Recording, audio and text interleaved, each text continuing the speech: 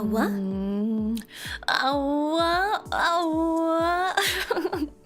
Ryan, thank you for the memby. Hello, everyone. I thought today I would do that thing that streamers do. Have you seen those? The streamers who drive while streaming? Those real fleshy people?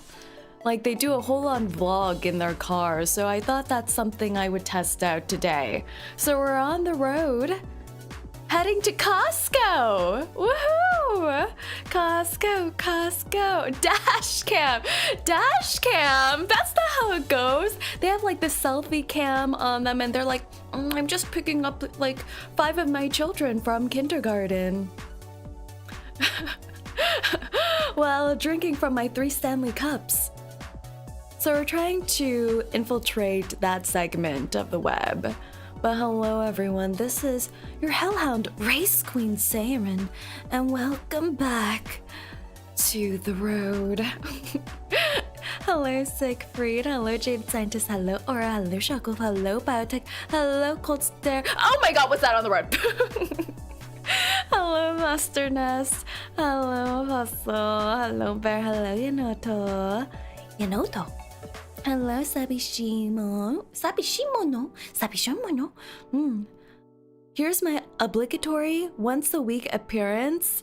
What's happening to you? Are you disintegrating into the nether? That feels like it'd be a bad idea and a result of a car accident. You'd think so, but surprisingly few mommy vlogs have crashes featuring in them. Do you think it's because they just don't post those ones? Or they just don't get into accidents? I don't know. The free samples will be over at the Saerin. No! My Costco samples! Well, you know, how someone drives in a Costco parking lot is a true test to their driving abilities. That's the ultimate test. I feel like every single driving test should feature a stop to a Costco parking lot. Just dropping by to say hello, then trying to get some sleep. I'm absolutely shattered. No!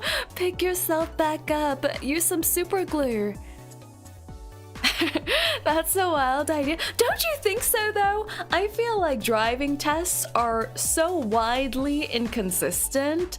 I recall when I was doing my driving test, there were some of my fellow colleagues who would specifically drive 2 hours up north into some rural badlands of hell so that their driving test would be easier. No!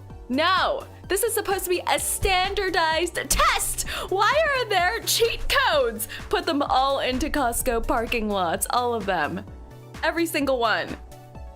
And then see how many people they avoid running over. Shopping carts all over the place, cars honking, hot dogs flying in the air. We'll see about that. The Costco standard, yeah. And I think Costco should help sponsor some of those driving tests too. It could be a whole branding thing. Walking through the parking lot is taking your life into your own hands and trusting the public. That's true. It is true. Every day we live on the edge. I don't understand people who just walk places. I don't understand people who just walk to places nowadays. You know, how do they do that? Why are they doing that? I'm like in my vehicle, just do, and I see people walking. What? Oh, thank you for the gifted memby. That funds another diaper for our intern. Thank you for the diaper funds. More diapers for everyone. I gotta make sure none of you get, what is it called, diaper rashes? But it's healthy, but I don't understand how people do it. The logistically. Like, the world is not built for walking. I recall years ago when I tried walking down the street, and you're just having a grand old time, sunshine hitting your face, all that vitamin D. flashing into your nervous system. I don't know how it works. And suddenly, the sidewalk just stops. It just stops. Why? What do I do if the sidewalk just stops? Do I just don't walk anymore? Do I go and walk on the road? Do I sink my nice white Nikes into the grass that is filled with dog poo? I don't understand. I don't understand. Found the edge of the world exactly. Just highway, no sidewalks. I have seen videos of people walking on the highway, and I'm also like, how did you end up there? But also, how do you get off? Like, if you accidentally start walking onto the highway or you start biking onto the highway, how do you leave? I feel like once you get on there, it's a one-way street. You can't go. You can't leave. The next exit's like 2 kilometers away. Do you just commit to it? Or do you just like pull over, hypothetically, because you're on your 2 feet and cry and ask for help? I feel like there should be more highway patrolling. Some kind of government body, some police body doing highway patrol to pick up these sad folk, don't you think? Do we just not care about them? You're not meant to walk or bike onto the— I know you're not meant to, but I've seen people— You're pregnant! Oh my god! 25 gifted, you're insane! You're absolutely insane! Thank you so much, Anon! 25 gifted pregnancies! Oh my gosh, what a— virile? Is that what you call it? What a good— I don't want to say the words I'm thinking anymore. Fertile! Fertile, that was also not the word I was thinking, but that's the better word. I was about to say a very much not TOS friendly word. Thank you so much for the gifted. You're insane. You're insane, you're insane, you're insane. Congratulations on your pregnancies, everyone. Pregnancies, pregnancies, pregnancies. And on the topic of pregnancies, do you know what's gonna happen soon? In a little less than 2 months, the first Brinturn babies are gonna pop. Almost 9 months. So if we have any 9-month subbies that we can perhaps source from the chat, we will watch them give birth alive once the 9 months are up. Yeah. What did I just walk into? You're pregnant now. I hope you like that. And if you don't, we can go through therapy together. 32nd trimester. Yes, 32nd trimester. I will not be present for that. Why? Why? Isn't it a proven fact that Twitters love pregnancy? It's been proven. The Twitch CEO even endorses it. Did you not see it? Did you see it? Did you not see it? You saw it, right? I know you saw it. Don't lie to me. You saw it. Boss is suspiciously keeps talking about babies this past month. It's baby fever. Not me wanting a baby, but I want you to have a baby. And I want to see it and squish its cheekums. You know, babies just have the softest cheeks. Like, how do they do that? They haven't been tainted by the external world yet. I saw my daughter be born. That was horrifying. I'm good. No, but this is different. This is a fellow Rinturns baby. Don't you want to be there for the fellow Rinturns? Your fellow colleagues? Well, actually, now that I think about it, would it be weird? Would it be similar to watching your coworker give birth? Would the equivalent to seeing a fellow chat member give birth be seeing a coworker give birth?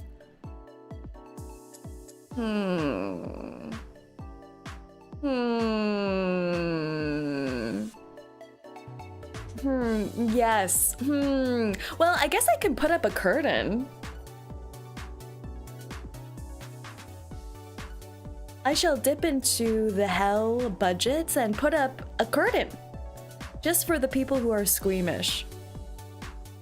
How thoughtful, thank you! I care about everyone and your viewing experience of baby.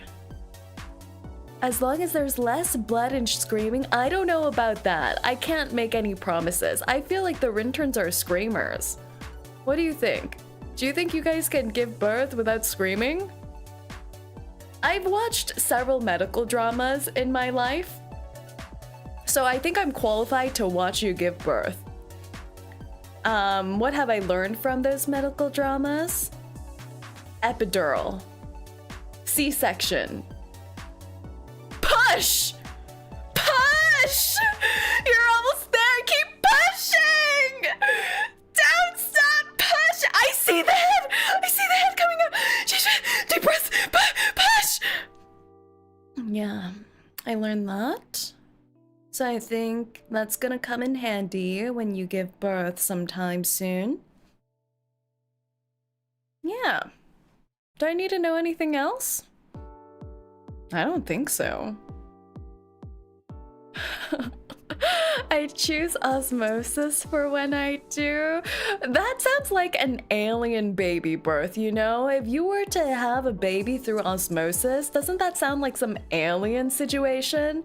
Like the baby just like somehow has transference from belly to the external world, and there's an alien hand hovering over your belly to make that happen? Haven't you read those fan fictions where babies get transferred from body to body? I think that just triggered some kind of hidden memory in my mind of a fan fiction. No, you haven't. No, you haven't watched those? Well, not watched. You haven't read those?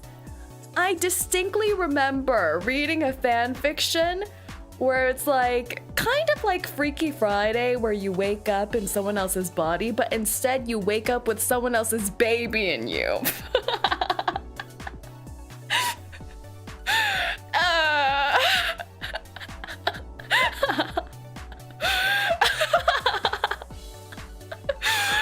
Maybe I shouldn't have done this just chatting stream. It's been too long since I've been socialized and talking to people. Lucas, thank you for the 5 stream streak. You're amazing. I hope you've learned a lot while being here. Is that kidnapping? No, because you didn't choose to do the kidnapping. It's usually like one of the characters touches some magical orb. Wait, this is exactly like Freaky Friday. Isn't this the plot of Freaky Friday? Where the mum or something touches some kind of like voodoo orb. And then they switch bodies. Yeah, so usually in these fanfic, you touch some kind of weird relic. And then you're like, ooh, that didn't feel so good. Next morning, morning sickness. Oh damn, I'm in my 3rd trimester. Yeah, it's kind of like body horror, actually. And then if that happened, like, what do? Do you just like pop the baby out for them? I don't know if I'm committed enough to this stranger and this alien baby that's entered into my body.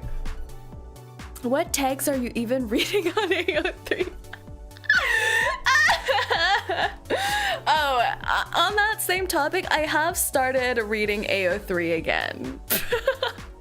Exactly last night, actually. Maybe that's why all these suppressed memories are coming back to me, because I made a little trip onto AO3 last night.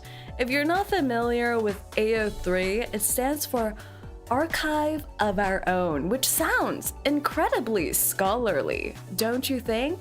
Doesn't it sound incredibly educational? When I first discovered this website, I was like, wow, this looks like my college school database. I feel like I'm gonna have a lot of scientific studies in this website. Even the UI looks smart. But I think what I've learned is that the smarter something looks on the internet, it just means they have a terrible web designer. So Not sure if it's actually correlated to education, but it's educational for me, AO3 that is. And last night I was like, you know what? I'm kind of bored. I haven't been on this website in eons. And, you know, people always tell me that I should learn how to read. So let me try doing that. So I did it. It's not going well. Hi there, and zoom right past you. Hey! Hey! Hey, you didn't even put on your blinkers, you freak. Definitely studies AO3, yeah. Thank you so much for the follow, Meat Hunters and Dolan. Welcome in. Something tells me that you didn't actually leave your AO3 phase. No, I did, because I think the more you consume something like AO3, the more you realize the writing's questionable. The writings, the morality, everything's slightly questionable, but it is fun. It is fun. Yeah. No, blinkers must be a BMW driver. Oh my god. You know, my whole family, except for me, are BMW drivers. What's wrong with them? There's something deeply concerning every time I sit in their car, because I feel like BMW drivers have a certain perceived aura. Not that they actually do have aura, but they have a perceived aura. Like, they think they are, ooh, they think they're like, ooh. you know, do you understand this sound effect? They think they're, So they just start doing wild things when you're in their car. They're like speeding. They're like taking risky turns. They're like giving people the finger and going like, what the? Yeah, they hard brake check things. I don't know. It's not. But also, because they're so confident in their own driving, it also makes me feel a little confident in their driving, whether it is fake or not. So, 𝐂𝐡𝐚𝐭. You give off Tesla aura me? You think I would drive a Tesla? Interesting theory. I don't know if you realize, but I don't think I would know how to even install the charger for an electric car.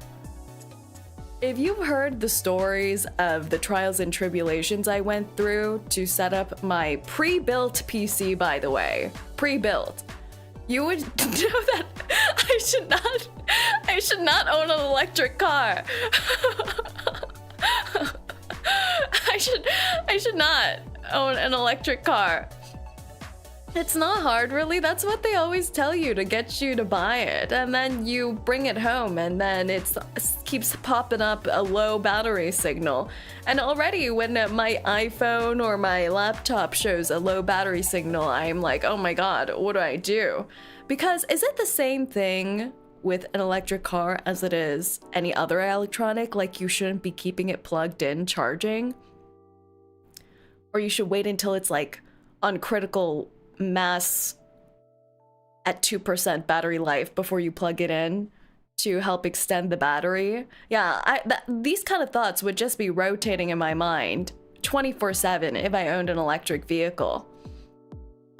Others have cotton tufts in their cat ears. You caught one fire. Oh, don't spray me. Bad. You're the bad one. Bad, bad, bad, chatter. Bad. You don't want to leave a battery charging.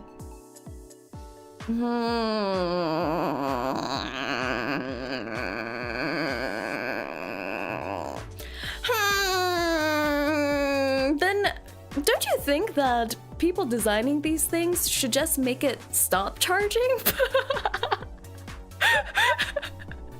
Shouldn't they just make it stop charging once it reaches a certain battery level? Just make it stop. Yes and no. And Eevee's battery pack is so large, it kind of diminishes a lot of degradation. Oh. Just make it stop, she says. Some do now. Big brains say. That's why I think everyone should get me to test their gadgets. You know, whether it's games, electronics, food. I should be the one to test everything because I think I represent the average person. You're pregnant. Wow, Harry Balls!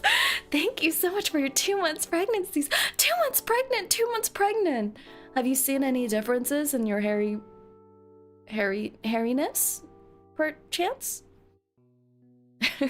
Please report back on the health side effects of the pregnancy. I wouldn't trust that. The scuff is real. That's how some quality assurance works. Yeah, the thing is, you may have realized on my channel, but I play games. But I don't play a lot of games. How do I describe this? I would categorize myself as a game enthusiast. Like, I boot up a game and I approach it with max enthusiasm. Like, I think I can do this. I can game. But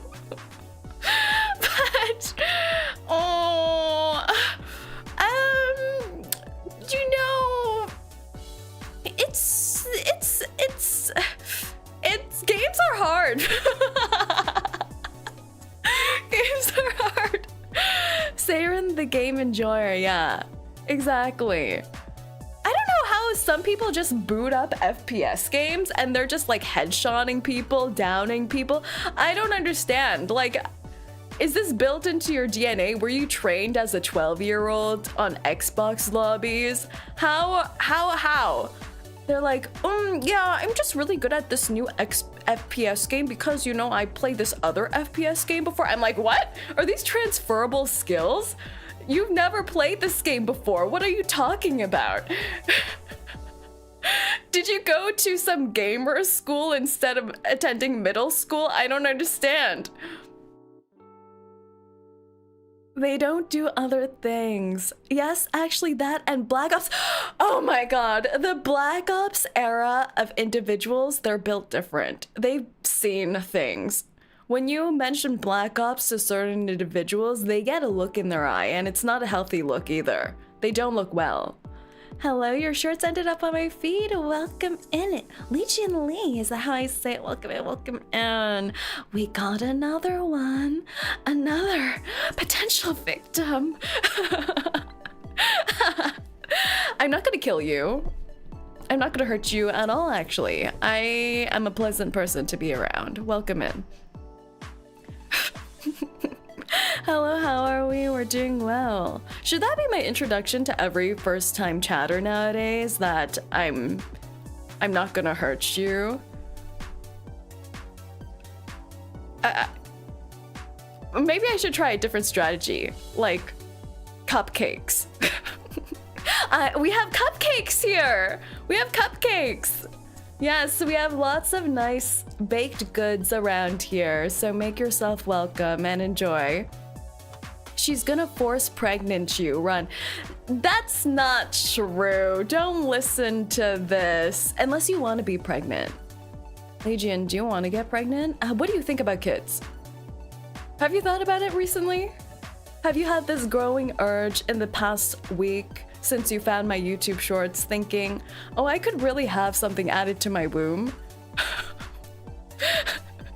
If that's the case, then as the giver and generous individual that I am, I can help assist in that.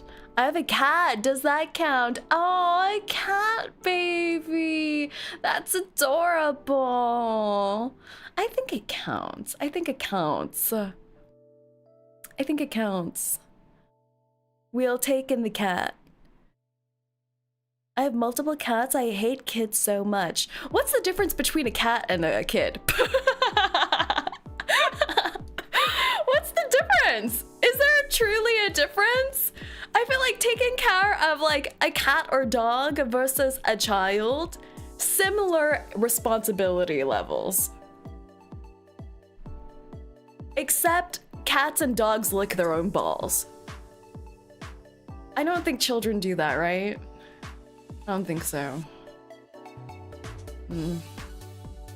But responsibility level, practically the same. You have to feed them. You have to bathe them. You have to brush them. You have to send them to school sometimes. Have you seen those training little schools that they send pets nowadays to teach them how to sit and roll over? They do that now. You clothe them. Have you seen clothes for animals? They're so freaking adorable. My cat is watching your ears and trying to swat at them. No, bad, bad. Oh, you have to potty train them too. Is your cat potty trained? Best thing about dogs and cats, no diaper changes. Yeah, they don't wear diapers, but you have to take out the litter box. So I feel like that involves more direct contact than if you were to change diapers, don't you think? Like, to all the pet owners in the chat, how much poo have you touched on your hands? Let's be honest. You've definitely had a whole fistful of poo in your hands during your life as a pet owner. And I think that's probably more poo than diaper changes involve. Not true. They have self-cleaner litter boxes now. I've seen those. I've seen those. Those alien pods that you stick your animals into. Oh, actually, am I thinking about the pet dryers? Like, after you bathe them, you put them in this little contraption and it's like a 360 hair dryer. I don't know which one it is, but I heard sometimes they can be dangerous. Like, your pet can get stuck in there. So now I look at all these pet alien pods with a high level of suspicion. You should go in the pod. Me? Are you talking about me? You want me to be in the pod? You want to kill me or something? Just because I threaten to run you over from time to time doesn't mean you can stick me in the pod, okay? Okay?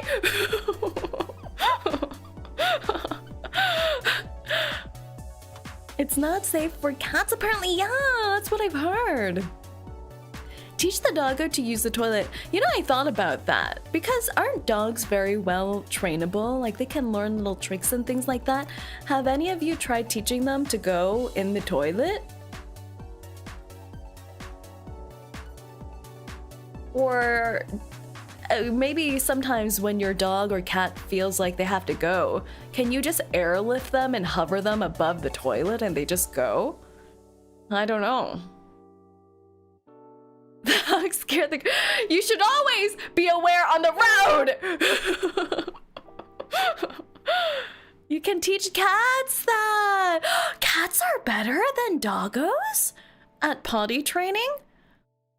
Somehow, if you're patient enough. Oh, that's true, because kitty cats, they have like their little litter boxes inside, right? But doggos, you have to take them outside. Why is that? Why is that? Cats are the best. Cats can use the toilet. They're so self-sufficient. Are we dog people or cat people here? What do we think, everyone? What do you think? Type 1 if you're a cat person, type 2 if you're a dog person. 1 for cat, 2 for dog. 3 is not an option. What is 3? A cat dog? A hot dog? What are you doing? Oh, it's pretty even. It's pretty even. It's pretty even for the cats versus dogs. 3 rabbits. You like the little woodland creatures. 3 is anything other than people. You are a hellhound? I am a hellhound. So, I guess you would think that I like dogs more. But maybe it's a sign of some deep-seated self-hatred, but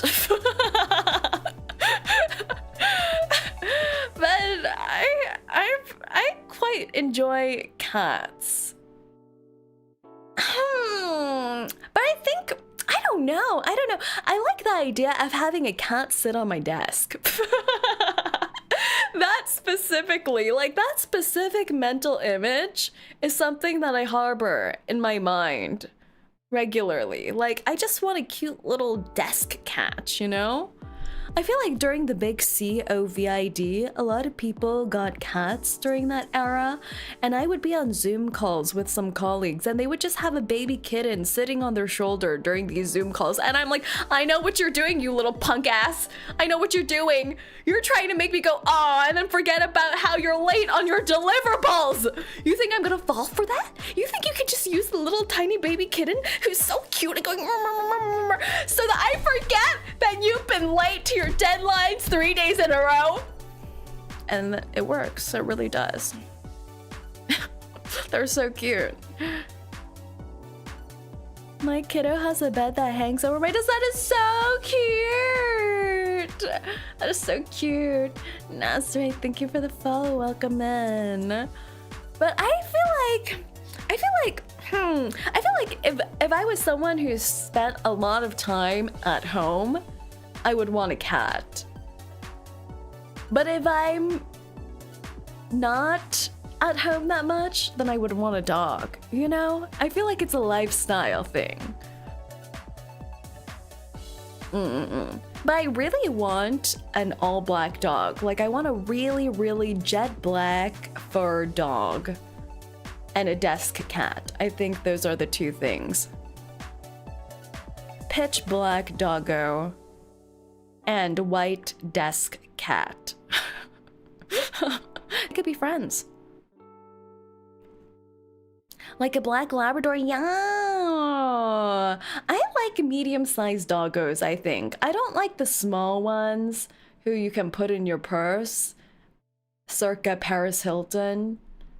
I'm not really into the small doggos. You like to borrow a puppy from your Uncle Cerberus? I do like borrowing puppies. Are you a wizard? Why? Do you feel like I'm casting a spell on you? Abracazam, you're a frog now. Did it work? Small dogs are demon freaks, not dogs. Yeah, how do small dogs have the worst tempers? I don't understand. They have like the vocal capacity of an opera singer. They can go non-stop. Yip, yip, yip, yip, yip, yip, yip, yip, yip. I'm a bigger dog type of person as well, yeah. As much as I enjoy my cats, I've always wanted a tight, rich-back dog with a silver coat. That sounds so fancy. That sounds so fancy. But the thing is, with animals, I'm just concerned about the fur. You know, I've seen a lot of pet grooming videos, and when they're brushing out their pets, it's like there's enough fur for you to knit a rug. I am shocked. I'm like, how is this happening? Huh? Is this normal? You can knit a rug and have sweaters for a family of 4 after one bathing session, and I don't know if I want that. Depends on the dog breed. Oh, if it's from a colder climate. So if they're from a colder climate, they shed more? You'll see fur everywhere. Oh. Fur is the worst, especially when I wear black. Exactly! You have to say goodbye to your whole black wardrobe. Yes! Oh! Because they grow a winter coat. Oh! The worries of pets, in my opinion, is them chewing on the cables. I have heard rumors about cats especially enjoy chewing cables. Like, they can somehow sense with their animal instincts your expensive wires. I've talked to quite a few fellow cat owners, and they're like, yeah, for some reason they like the expensive corded braided cables. They don't like the cheap stuff. but they like nibbling on the quality cables. My cat just destroys my epic gaming chair. No! No! Especially the expensive ones. Yeah, how can they tell which are the expensive ones? So bougie. One of my Siamese loves chewing on plastic. They need to be stopped. Sab, hello, Captain Draco. Captain Draco? Let me know how to pronounce that. I had a cat that loved so much to chew on all my cables, I think she shocked herself! Because one day she just randomly stepped up! No! Oh no! Oh no, they really are like children. Like no matter how much that you tell them to stop, they won't until something bad happens and they learn the lesson for themselves. Some of my other VTubers cats have learned they can pretend to chew on cables, so they get picked up and given attention. They're evolving, they're monsters. They're the ones training us. I always think this, you know how there's those cartoon or animated films, what's it called? I feel like there's an animated film about dogs, like Dog's World or something like that. And do you think our animals think we're the pets? You know, and they're like, we gotta take care of our human. Our human's doing that weird thing again. They probably think we're the fools. And honestly, why wouldn't they? They're living in the lap of luxury. When they're hungry, they're like, food, human, food. Hand me my food. That's why I get pet fish for emergency food. That's gnarly. Dogs are just there, exactly. They're just here for the head rubs, really. The ancient Egyptians worshipped cats. Exactly! The cats are living their best lives, really. Big brain, big brain. Cats are too smart, too smart. I just picture cats doing their little supervillain hand gestures when the humans aren't looking, like their fingertips steepled together, going like, how can I plan to get that grade AAA Wagyu tuna again? I don't know. I named my cat Milk. They've got a cat bed that's shaped like a milk carton. That is so adorable. That's so freaking adorable. Boss, if you can get an exotic pet, what will you get? Ah, an exotic pet. I feel like everyone wants a big cat.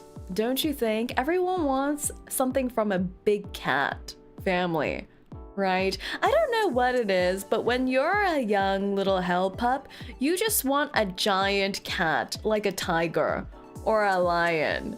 I think it's the Disney movies. I think it's the Lion King. You saw Mufasa throw... No, wait, that's not in the movie. That's the meme. What's the meme where the monkey guy just throws the lion baby off the cliff and eats it? I keep thinking that's real. I've like retconned the scene in my own mind to have the meme replace the actual movie scene.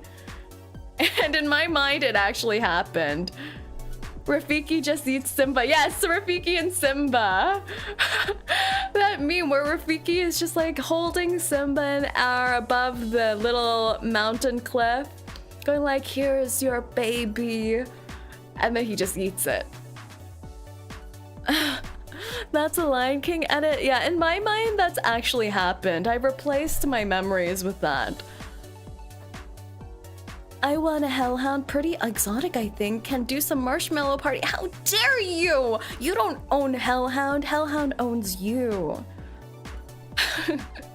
A bear. You want to own a bear. I always wanted a lion. Exactly. Jaguar. Yeah, I feel like it's all the Disney movies that make us think big cats are so sweetums. And I feel like there were some clips before in the 90s or something. I remember in the early 2000s, someone showed me a YouTube video in 240p quality of some white man in a safari reuniting with a lion.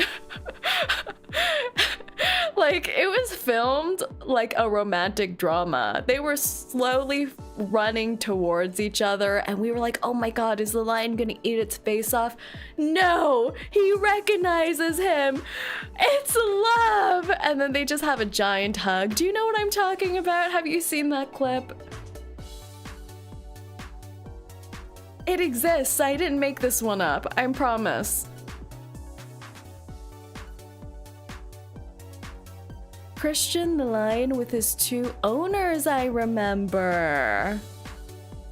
Yeah, so I feel like things like this made me think, oh my god, Big Cat's so sweet. And then I remember on the other end of the spectrum, I think there was some Hollywood guy back in the early 2000s again who tried to make a movie with big cats, like cheetahs, jaguars, lions. And I think he somehow managed to get 100 of them onto his film set. And it was not good. It was not good. I think people were injured. What is that movie called? Let me Google it.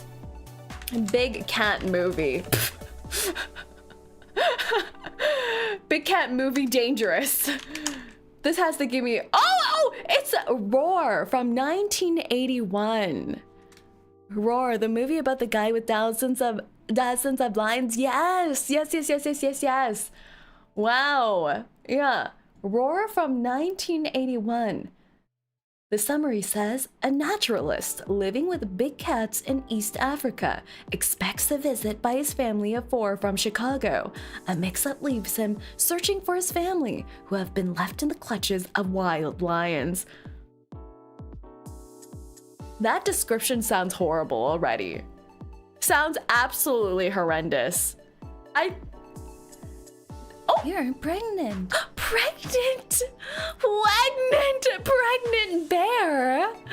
Dwarfy, thank you so much for gifting a pregnancy to Bear. Oh my gosh, we're gonna have little bear cubs. Yeah, I think all my mods should be pregnant too.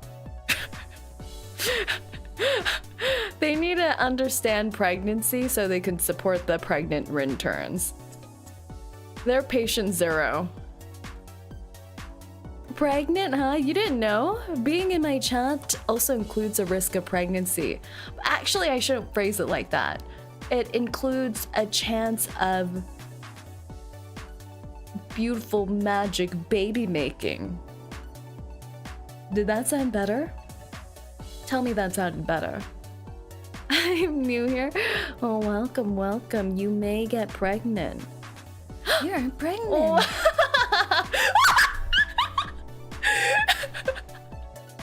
Ferocity, thank you for gifting a pregnancy to 𝐂𝐴𝐚𝐿.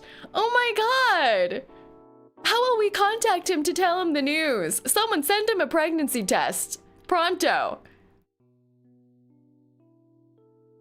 His mafia-thon thing is over, right? That's good. He shouldn't exert himself too much with his newfound baby in his womb. Thank you so much for the gifted. Kai pregnant now? To be honest, I think that would do wonders for his career, don't you think? We're moving on from like half-finished topic to half-finished topic, but this is something I want to talk about. Pregnancy. I already announced that I'm not pregnant. I'm not, okay? It's not happening in the near whatever. It's not. And I cleared the air. I admitted that we had some misunderstandings at some point where some select members of my viewership thought I was pregnant and potentially married. And it's not true, it's not. But what I realized after clearing the air is that I think, well, let me back it up a little bit. What I realized after clearing the air is that I had a nice little chat with one of my mods. And I was like, can you believe this? People thought I was pregnant. I know it was 90% my fault for making a joke. You're pregnant.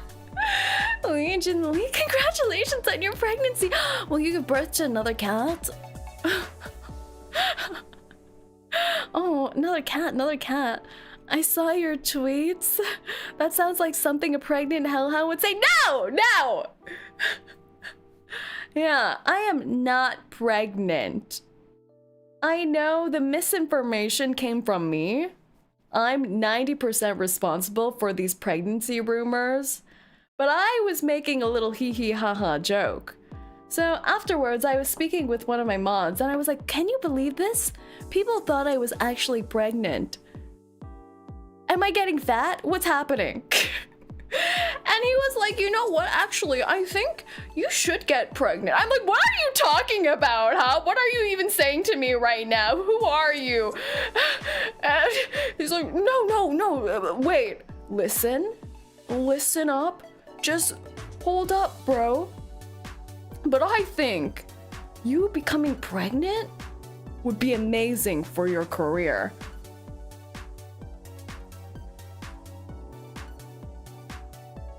Huh? No, really. Didn't you see how everyone reacted when you talked about pregnancy? They love pregnancy. If you got pregnant, you know what's the new trend nowadays? Wife-tubers. Married VTubers, pregnant VTubers. You could have baby and then start doing mommy and me vlogs with your baby, and your baby could also have a VTuber baby model. And think about the content. You can grow your channel twofold in 9 months time. I'm like, 9 months time, that's the amount of time it takes for a baby to pop up, you punk. You want me to get pregnant for content? Yeah, it was just an idea. It was just an idea. Bad idea. I should never take advice from my mods. But then I think about it and I think actually, I think they're right. If I got pregnant, I think that would do really well for my viewership. Man. It's your fault. It's all of your faults. Why do you guys like pregnancy so much? You little freaks. Boss can't even bag up the toe massager girl? What are you saying? We're going steady. I see her once every 3 months. I am innocent, they say. You shove it down our throats? Pregnancy? I shove pregnancy down your throats? That's not how you become pregnant, Bear. Do we have to go through a biology lesson? That's not how pregnancy works. I shove it somewhere else.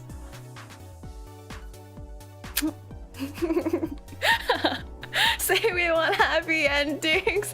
Shouldn't you guys be, why can't you guys be normal, you know? Why can't you guys be normal? Usually people say to their streamers, oh my god, I don't want her to have a boyfriend. What if she's already dating someone in secret? Such a liar. She wouldn't do that to us and have a relationship, right?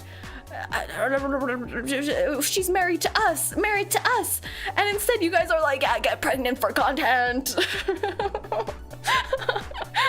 Disgusting. How could you? Chat reflects its VTuber? No! That can't possibly be true because I'm not like that. I'm not like that. I don't try to impregnate other VTubers. I just try to impregnate my chat. It's completely different. Time for Oshi no Kawaii. Honestly, I think after Oshi no Ko came out, a lot of VTubers were traumatized. Not well, maybe traumatized is a strong word, but I think, it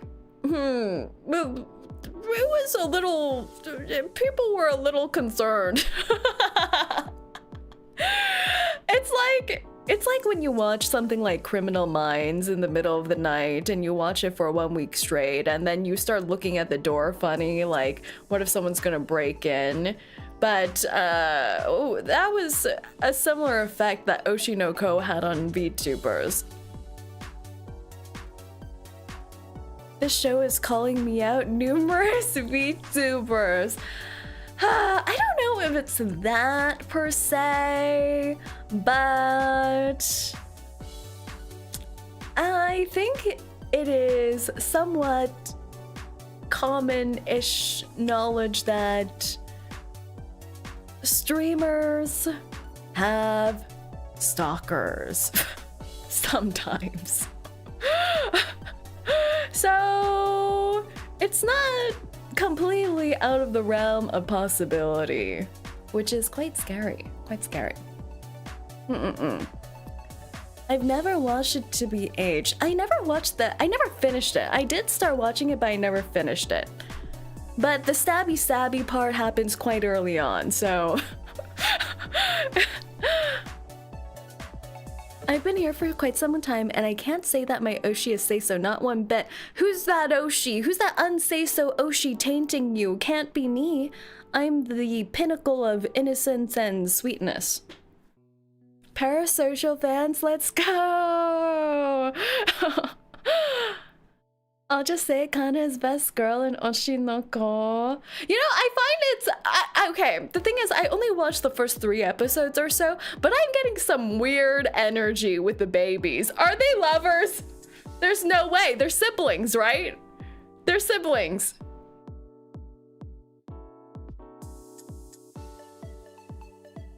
I'm thinking back. Also, isn't it kind of a really strange concept to begin with that your super fan gets reborn as your child? Like, that is so frightening. That is like horrifying. Like, can you imagine?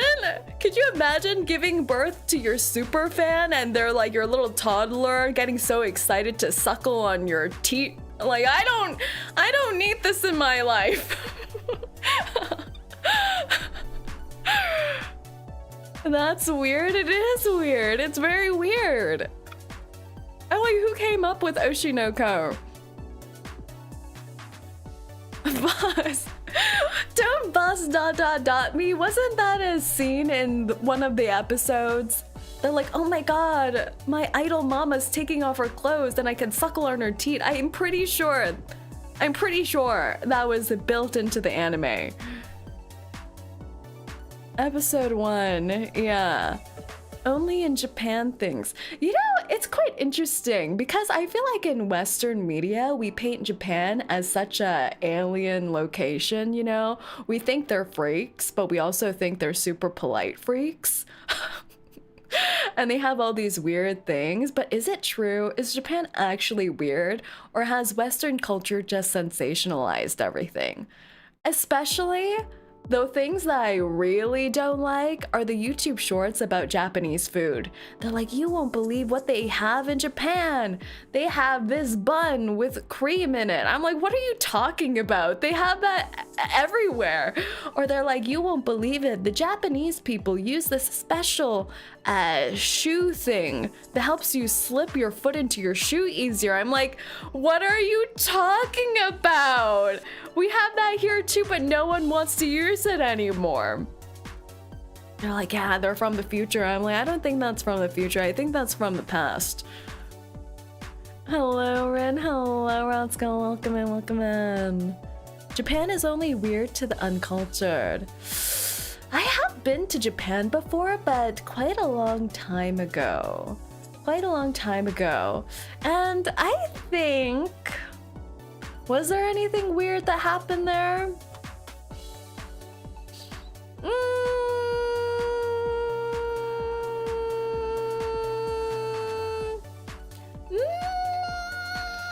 Not really. Not really. I think I did walk past an HENTAI store. I think that was it. Eagle Vision, thank you so much for the follow. Welcome in. But on that topic, you know what I realized? I think sometimes when you go traveling to other countries, sometimes they just have fully naked people on the streets. Not the physical, actual people are naked on the streets, but there are just images of naked people on the streets. Do you know what I'm talking about? Do you understand what I'm talking about? Like, in some countries, you just go into a convenience store and they have little cards with the naked ladies on them. I was like, is this normal? I don't know.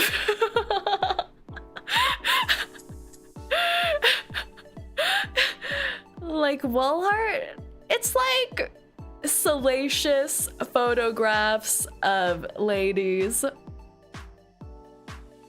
just placed in innocuous locations that you can stumble by really easily. Like, it's not like a specific rated 18+ store. It's just a regular store. And they'll just have naked ladies. Naked lady photography randomly. Like the Netherlands, Amsterdam. I didn't want to call it out. But I feel like European countries seem to have this. Am I crazy? Corn store? Yeah, it's not a corn store. It's just like a random convenience store. You look very pretty. Say thank you. Sounds like Amsterdam. What's up with Amsterdam? Red light districts? No, I'm just going and buying some water. And this really nice uncle manning the cashier has like cigarettes placed next to lighters, placed next to packs of gum, placed next to cards of naked ladies. And I'm like, whoa. I feel like I just got flashbanged with a fun, happy surprise that I wasn't expecting. Guys, I'm moving to Europe. That's pretty much anywhere in Europe. Yeah, what's up with that? Like, how do you go around anywhere with your family? Do you just ignore it? Is it similar to when you're watching a movie with your family and a naked kissing scene happens and everyone just suddenly goes like, oh, so like, how's your cousin Jim? I heard he just had his baby. And you awkwardly go onto some side tangents until the scene is over. Do you do the same thing with the naked card ladies? The cards made sweet, sweet love to your eye holes, that they did. Yeah, so what am I getting about? I feel like that's the same thing as the weird stuff you see in Japan. You know, there's weird stuff everywhere. Weird stuff everywhere. The Amsterdam red light district and the Dutch cafes where you could have a hit of the herb.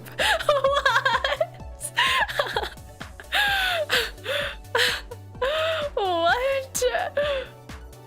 For Lady Saerin, the Hellhound, the Racer Duchess, and Sister Cosine of Sister of Hellhound Wolf, the Hellhound Twins. Hello and good afternoon, my lady. How are you feeling? I'm doing well. Welcome in. Are there any pretty lady cards? Asking a friend. They are very pretty, lady. Anything can be made weird if you raised its belief to be weird. That's also true. Weird for us, but normal for them. Yeah. But this brings me to another topic.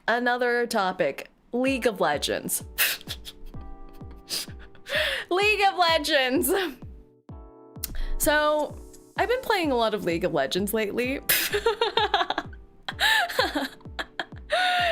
But I have a problem. I have a huge freaking problem. My League duos have all gone missing. And it's not because of me. I didn't make them disappear because they slighted me, even though sometimes I do hope for that to happen. No, they've just disappeared.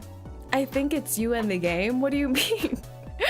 And hello, Nate, welcome in. And your love of 𝐂𝐿. Yes, I do love 𝐂𝐿. I started playing more League this week.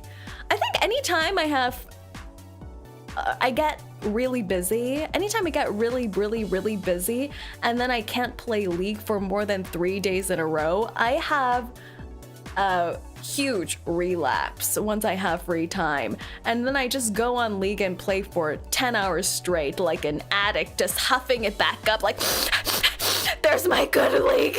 I missed you, baby. I'm having withdrawal symptoms. My hands are shaking, my heart's palpitating. But the problem is that I was really busy last week and finally had some free time this week, but all of my League duos have disappeared. League duo number 1, Miss SS Issa, who's a fellow VTuber who streams on YouTube. She's gone missing to Japan. She's on vacation. How could she do this? The new season of League just came out and she left me across the world. How could she do this? Doesn't she understand priorities? So she's gone. She's gone. She sent me photos of a yaoi cafe or something like that, so she's living her best life. Meanwhile, I'm here stuck without my League duo. She'll maybe try China League? Is there a China League? What is that? Join her and make her play League in Japan? I wish I could. Sounds horrible. Yeah, and my other League duo, who is actually my mod, is also traveling. I don't know where. But they're also traveling, so I'm like, what am I supposed to do? Make new friends? No! No! I am going to challenge myself and play League by myself. And so begun my solo queue arc. It's driving me insane! I can't do this anymore! Come back, please, please, please, please! Do you play ranked? I only play ranked. That's a problem with me with any kind of competitive game that has a rank system. Once I unlock rank, I will only play rank. Because I'm like, what's the point of not playing ranked? Why would I play unranked when there's ranked? Because when you have a ranked system, you feel like you're moving towards something or moving away from something in a lot of cases.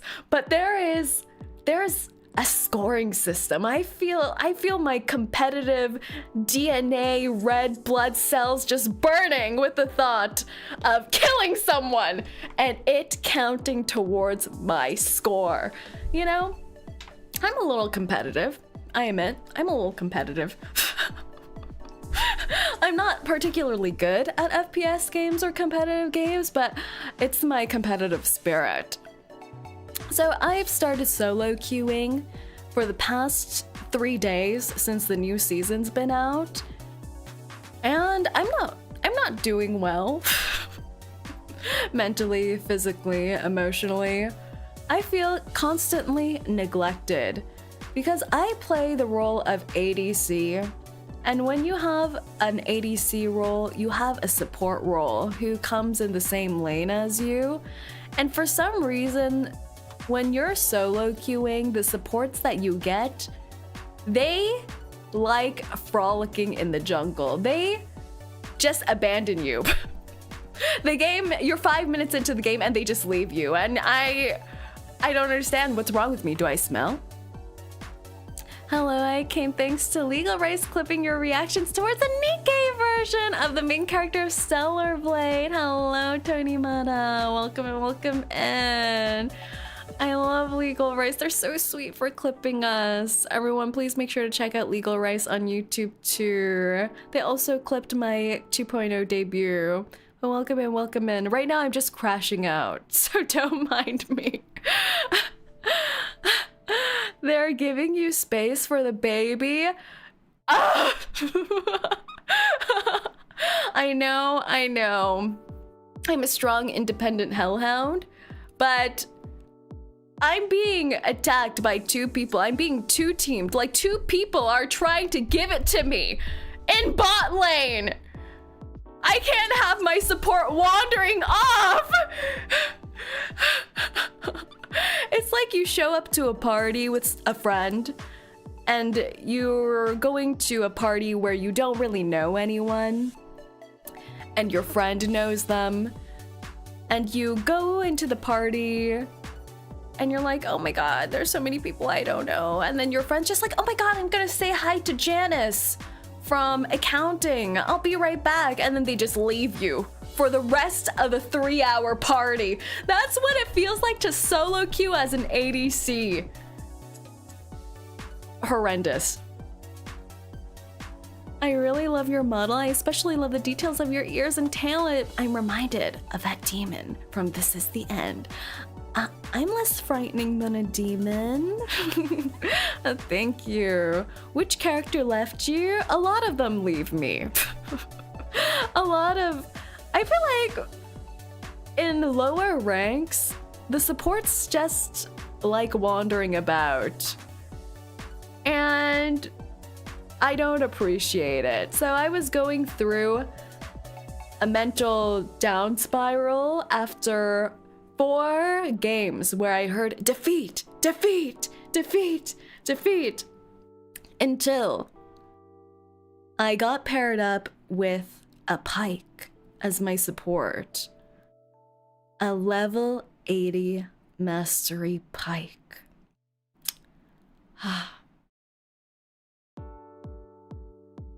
And I was transformed into a Discord kitten. I felt like a Discord kitten. He messaged in chat saying, "Don't be afraid, I'll feed you." I was like, wow. Meow, meow, meow. And that he did. That was the best game I've had all week. All week. Highest damage score, highest kill score. I felt so good. I should have found their @ and started dating him. This is how love blossoms, guys, in competitive gaming. This is how love happens. You look super duper friendly. Thank you. Pyke stole your kills. There were a few kill steals, but I don't mind sharing. I don't mind sharing. Yeah, so I turned into Discord kitten for that game, and I felt good about it. I understand why people choose to be Discord kittens as a lifestyle now. Chivalry ain't dead, exactly. I have faith again in League, people in League. The only motivation she needs to not be toxic is be a Discord kitten. You have to take care of your ADCs, guys. You gotta feed them little nom-noms and make sure they're happy. Vroom vroom dogger, vroom vroom's all over your... Oh, but also, the other reason why I've been playing a lot of League is because...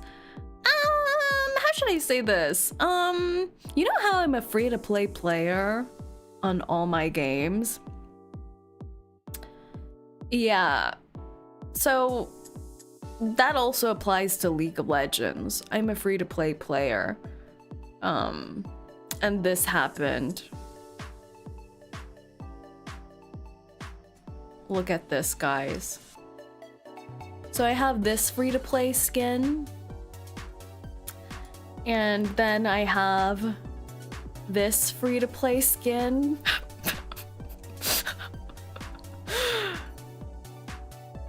And then, you know, I thought just pool party Kate with heart Kate, they looked a little lonely, just the two of them, so I thought they could get another friend. So I got this Kate skin.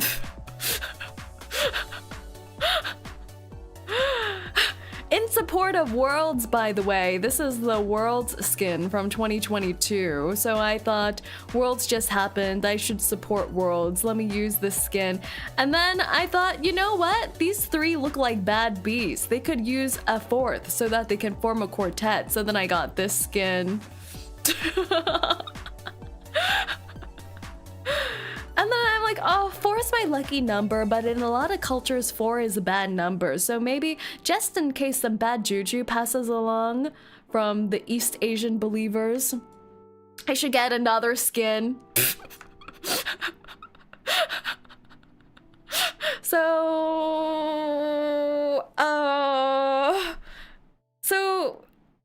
you know, this feels right. This feels right. 5.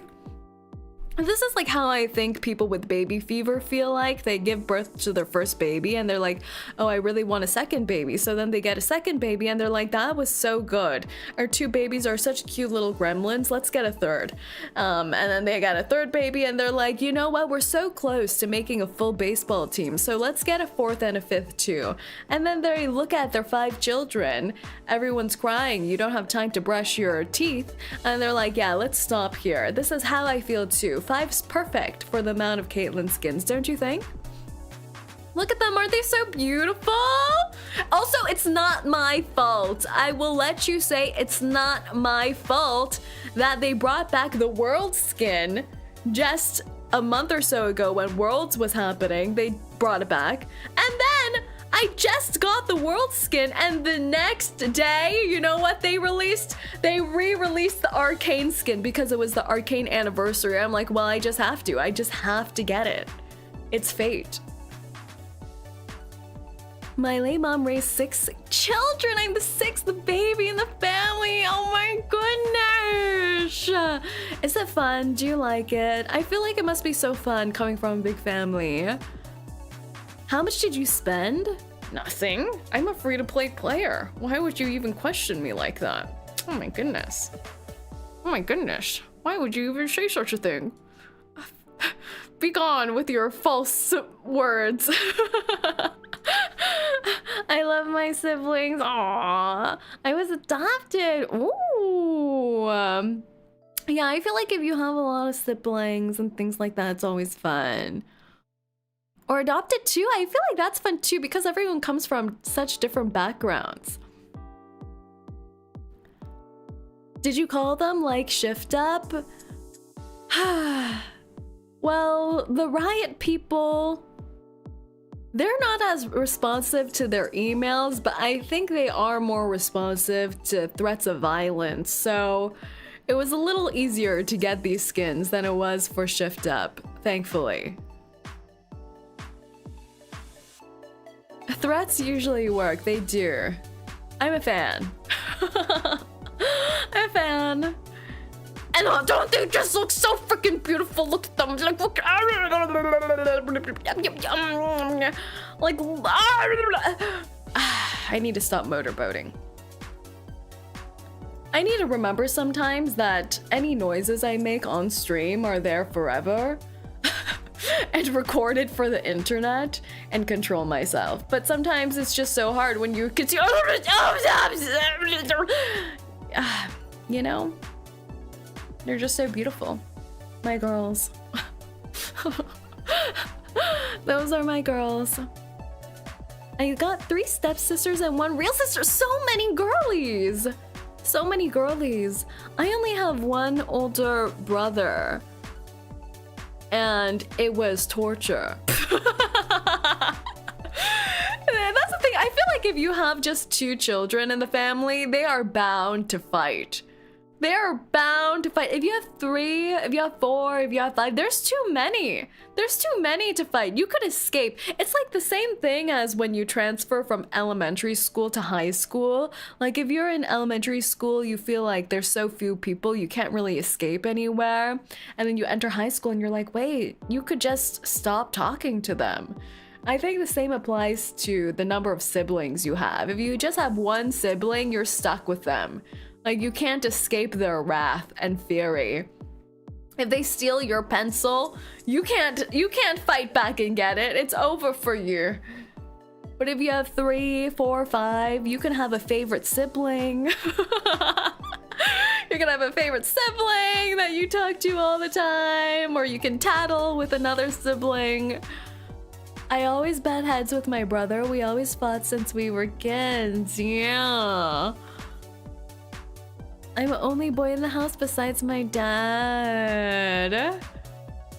But I always find that, isn't it nice? Isn't it nice having a guy who comes from a family with a lot of sisters? I feel like they know more, you know? They're informed about girlhood. I don't know. I recently saw a YouTube video where they asked boys about what certain feminine products were, and they just don't know anything. They are living in a perpetual state of confusion about the female biology. But I feel like if you come from a family with a lot of sisters or a lot of female presence, you're probably more knowledgeable, I think. Probably. Yeah. He always knew I was scared easily, so he'll pull me up by my feet and drag me while I'm screaming in horror. My mom was so mad. No! At least your mom got mad and didn't think you guys were just playing around. My gender continues to disappoint. Also, another thing that I've been doing is watching a lot of old early 2000s movie, and by watching them I mean watching reaction videos or commentary videos to those movies. And one of those movies is She's the Man, which stars, what's her name? What's the name of the actress? She's the Man. Oh, Amanda Bynes. She's the Man, who features Amanda Bynes and a baby Channing Tatum.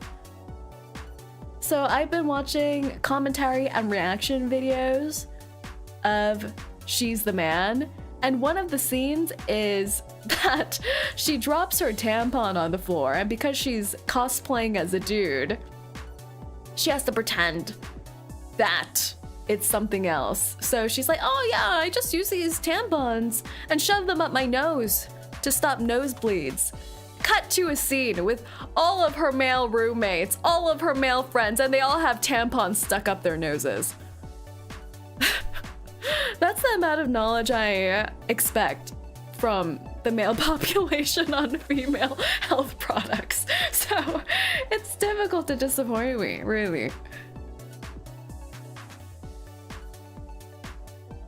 The soccer movie, yeah, the soccer movie. It absorbs right up, exactly right.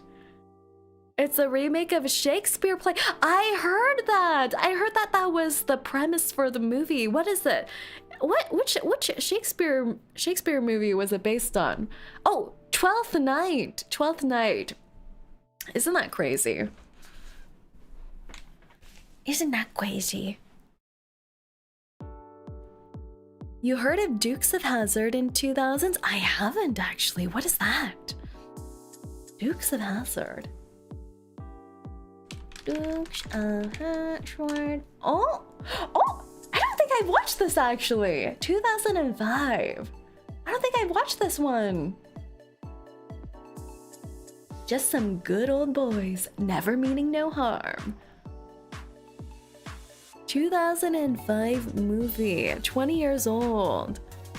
I'll give it a watchy. I've been into watching early 2000s movies lately. But I feel like I'm watching a slightly different demographic than what you guys are watching. I'm watching the chick flicks. I'm watching She's the Man. I'm watching 17 again. I'm watching A Cinderella Story. Did you guys see Hilary Duff made a comeback? Do you remember Hilary Duff? The Disney Channel's original princess, Hilary Duff. She just made a comeback song. The early 2000s, it's all coming back. I was going to mention that my mom was very protective of me, especially since I was born premature and I had developmental issues. Oh, but that's sweet there, having your mom always have your corner. I recommend Grandma's Boy for a comedy. Stoner gamer comedy. I didn't know that was a genre. I remember her. Wait, is that song any good? It is a very early 2000s Disney music core. Remember back in the day where they got all the Disney Channel stars to also release songs? Or remember the early Selena Gomez songs? It sounds exactly like those. The hit of nostalgia is amazing. Grandma's Boy was lazy but funny. Grandma's Boy is peak. I'm intrigued. I'm intrigued. Grandma's Boy movie, 2006. 2006. When he and his roommate can't pay their rent, video game creator Alex finds himself homeless and moves in with Lily, his wacky grandmother. These premises are so good. They just sound like sitcom premises, and I'm down for it.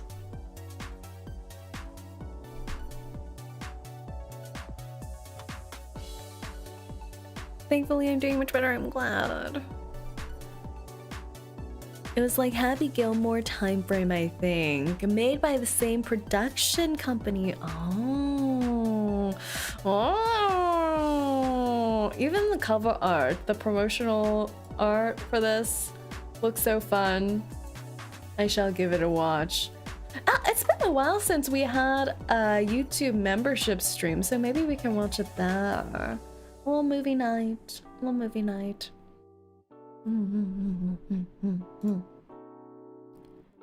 Yeah.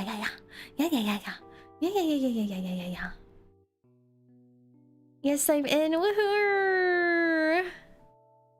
Adam Sandler. Where has Adam Sandler gone? Where has he gone? He was such a guy in the early 2000s movie film repertoire. Is he doing stuff still? You're pregnant. Ellie's, congratulations on 6 months pregnant. 6 months pregnant. We're almost there to the baby popping. He's producing now, I think. Oh, Adam Sandler Films. He's making movies with his own studio, straight to Netflix.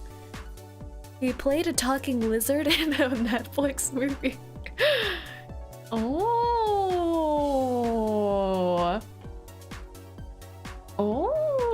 he was in Gilmore Girls too.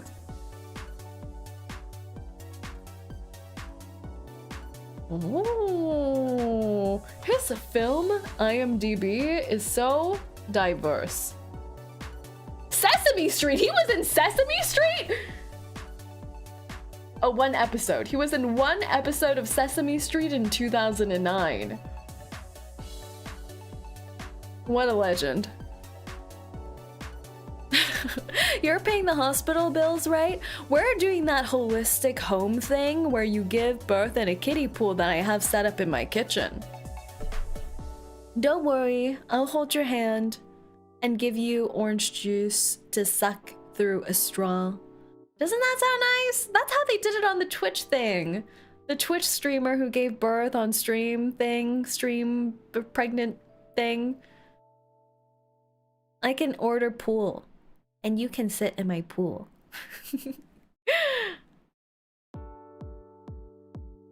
I loved Uncut Gems. That was great. One of his more serious movies. Yeah, he's surprisingly good at serious movies too. Oh my god! Sen, 2 months pregnant, 2 months pregnant! The childbirth on stream was wild, and soon it'll be you!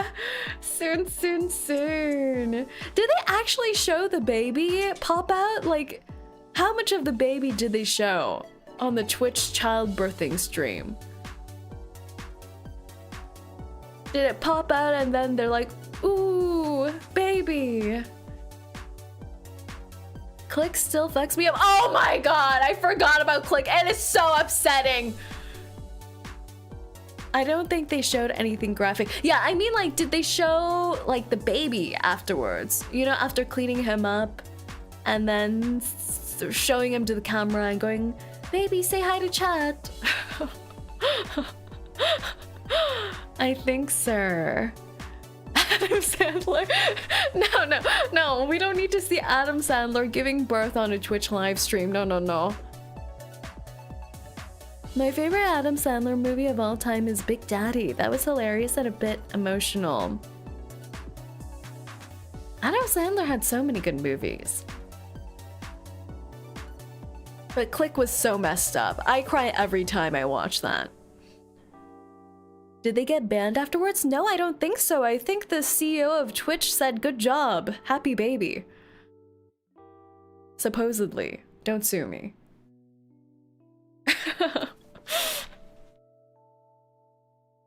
What else? What else? What else? 50 First Dates was actually surprisingly sad towards the end. Yeah. Honestly, I want us to go back to the early 2000s era of movies. They were so good, like rom-coms and things like that. They don't make rom-coms anymore. Or if they do, they don't make it the same way. I feel like the last rom-com I saw advertised was the one with... Was it Rebel Wilson? And she was... Her love interest was Thor's brother? Am I remembering this correctly? Rebel Wilson. Movie. Thor. What was that? Oh, yeah. The movie was called Isn't It Romantic? Yes. I feel like that was the last rom-com I saw advertised that looked like an early 2000s rom-com, but didn't really have the same sparkle to it. They just don't do it right anymore. Hollywood these days seems to have lost creativity. Honestly, I think so too. It's just tons of remakes, tons of sequels. They're doing a sequel for that one? Are they really? She's coming back? But the IMDb score is 5.9 out of 10.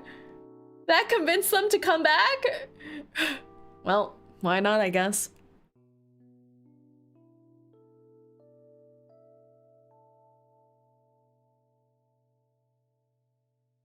But it's actually a good premise. Yeah, it's a good premise. I think I watched this movie because the trailer looked good.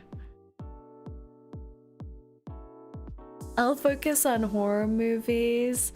I can't do horror movies. If you see me react to the games I play, like 𝐒𝐿𝐴 and Reverse, I'm so bad with jump scares. You know, I didn't think before jump scares and gacha games happened, but I even get scared of those, so I can't do horror movies. Hello everyone, hello Haku, welcome in. Say, since you love sad movies, watch the Before trilogy. Before trilogy. Oh, it looks sad. It looks sad, but also romantic. It looks like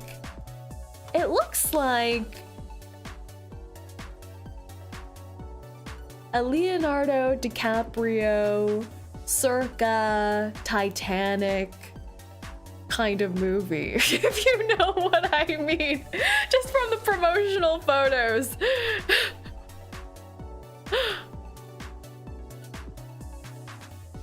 Or watch Makia.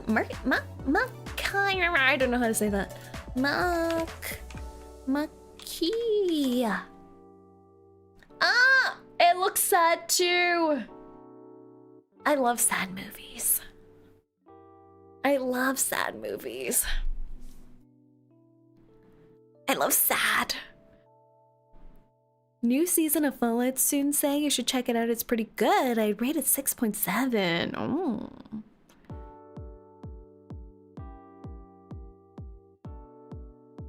Yeah, what's the description for this? The people of 𝐒𝐡𝐚𝐭 are known for two things: their youthful longevity and peaceful lives weaving tapestry. When that is disturbed and their home thrown into chaos by those believing that their blood gives longer life. Oh my god, this premise!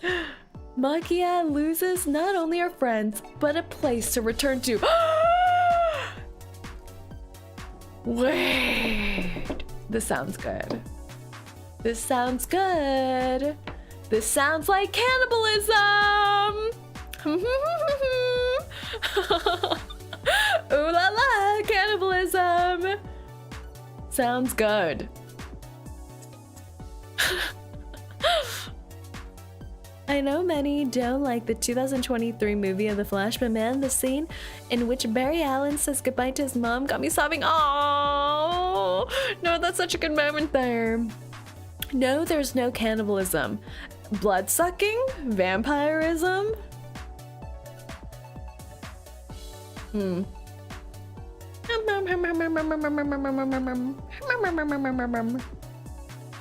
I am intrigued.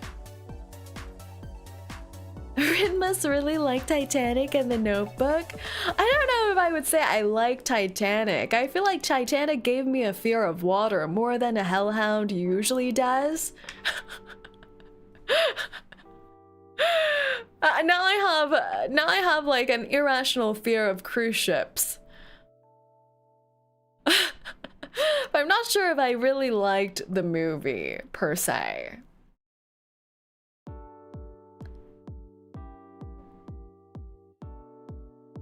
Not vampire, more like elf without the ears. Interesting.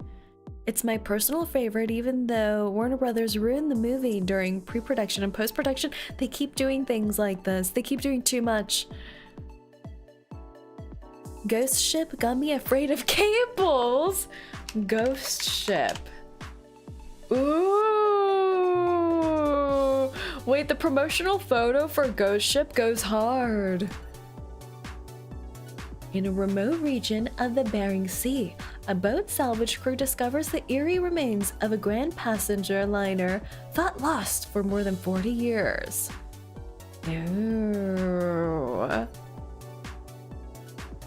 What about Sharknado trilogy? I think I did watch the first Sharknado movie, actually. I think I did. Birdemic is better. We still have to watch Birdemic. It's true. We do.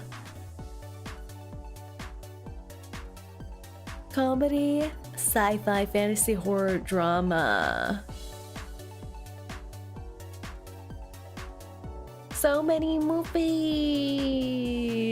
I need to watch some of these. I'm intrigued. I'm down for a good cry. The thing is, even though I really like sad movies, I also cry very easily. I cry so easily when I'm watching movies or playing games. Like, my eyes just start leaking and I'm like, ah! I turn into a disaster. So I need to watch these things alone. With a box of tissues and some salted pretzels at the ready. Oh, in that case, do I have a movie for you? Uh-oh. Replay scene because was crying too hard to see, but then cries even harder. Exactly! The scene from The Last of Us got me sobbing me down. Did you watch the Tobey Maguire Spider-Man movies? I did. That's my favorite ones. I like the Tobey Maguire Spider-Man, which is why I've been boycotting the other Spider-Man. What's his name? The youngin' Spider-Man. What's his name? Tom Holland. I've been boycotting it in my heart. Not because I don't like Tom Holland, but it's because as someone who first watched Spider-Man through the Tobey Maguire ones, those movies in my memory were so dark. Like everything was so scary. I don't know if it's the way they did the cinematography or the sound design, but everything felt a little eerie, a little scary in the Tobey Maguire versions of the Spider-Man. But in the Amazing Spider-Man, it seems too happy. Like, why are they so happy? Huh? Why are you having a going to school slice of life arc? Snap out of it! You're supposed to be traumatized! You just got chemically mutated by a radioactive spider! Don't be happy! But apparently the Amazing Spider-Man is more true to the comic books, is what I've heard. Like, he's supposed to be a really young teenager and things like that. But as someone who grew up with the Tobey Maguire ones, can't do it. Saerin hates happiness, confirmed. I mean, Dancing Toby is pretty happy, only that. I like Andrew Garfield. Oh, the Andrew Garfield ones. I didn't watch the Andrew Garfield ones either. Because I think by the time I started getting interested in the Andrew Garfield ones, he got recast. So I was like, oh, okay. What even happened with those? He just disappeared and then started doing movies in the middle of mountains, cold. I feel like there was some weird behind the scenes contract shenanigans happening. Andrew quit! Did he really? I thought there might have been like some kind of conflict behind the scenes, but I wasn't too sure what the details were. Tom Holland was actually 15 years old when he did Civil War. What? He was so baby! Aww! The original trilogy had the best villains in my opinion. Yeah, exactly! Like, the villains were actually so scary in the original Spider-Man trilogy. Like, I was frightened.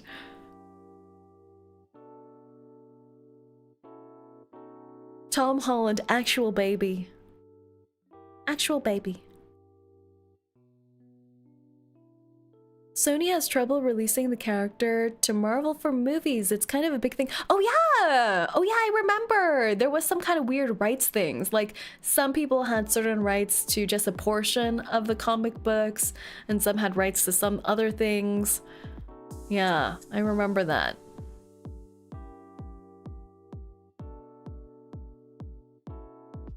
That's the actual age of Peter Parker in the origin story, yeah. Tom Holland is 30 now. Oh my god! What's happening? Aging. Aging. Maybe we do need to suckle on the blood of these people from the anime. Let me suckle on their blood for eternal youth.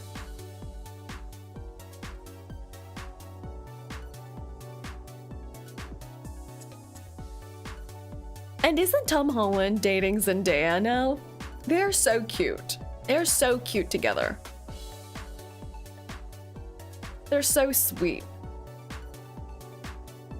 Like, I feel like they're two people who I wouldn't expect to date, just because you always hear that you date people who look or act like you, right?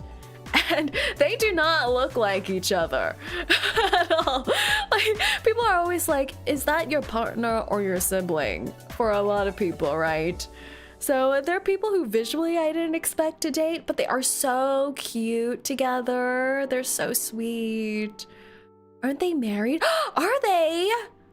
They're engaged. Oh my god. So sweet. And especially when you hear of movie stars dating, it's always so toxic. Especially for like child actors, so it's good. It's good that they're having a nice, healthy relationship. Refrain season 2 starts in a mere 2 months. I recommend catching up if you haven't. I have watched season 1. I'm excited for season 2. Opposites attract sometimes, I guess. That's true. Can I get a week off, Bosch? No! A whole week off? Are you insane? Who's gonna do that paperwork for you? Refrain season 2, January 16. I can't believe it's almost December. The time's going by so quickly. We're gonna have to start our 𝐒𝐴 Christmas arc soon. Soon.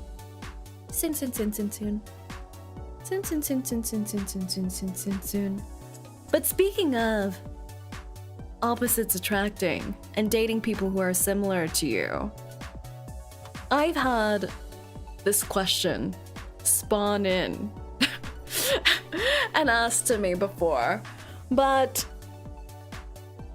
dating VTubers.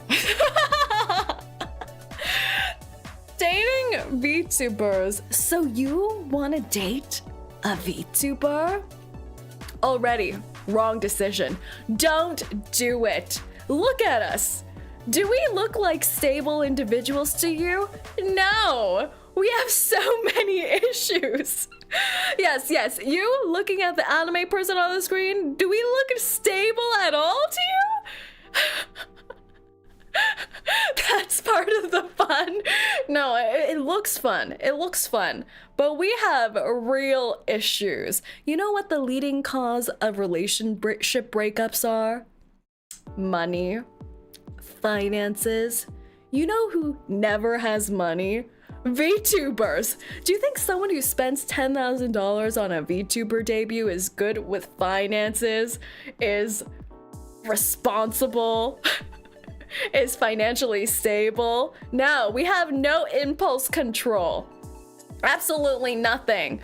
Also, I saw some people saying, wow, you spend so much money on your VTuber and your VTuber debut. I really hope being a VTuber pays you well.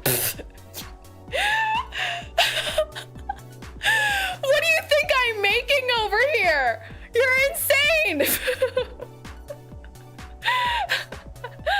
Also, a lot of VTubers, I think it's been a trend recently for certain VTubers to share how much they've earned. And it's not a lot. It's not a lot. And some people in the comments ask, oh my god, how are you even surviving with so little money as a full-time streamer? You know what? You know how? 50% of VTubers live with their family. They're getting subsidized by family, partner, friends, roommate situations. The statistic may not be correct, but a lot of them have some kind of living arrangement that helps them get by. Yeah. What's another reason not to date VTubers? Babies.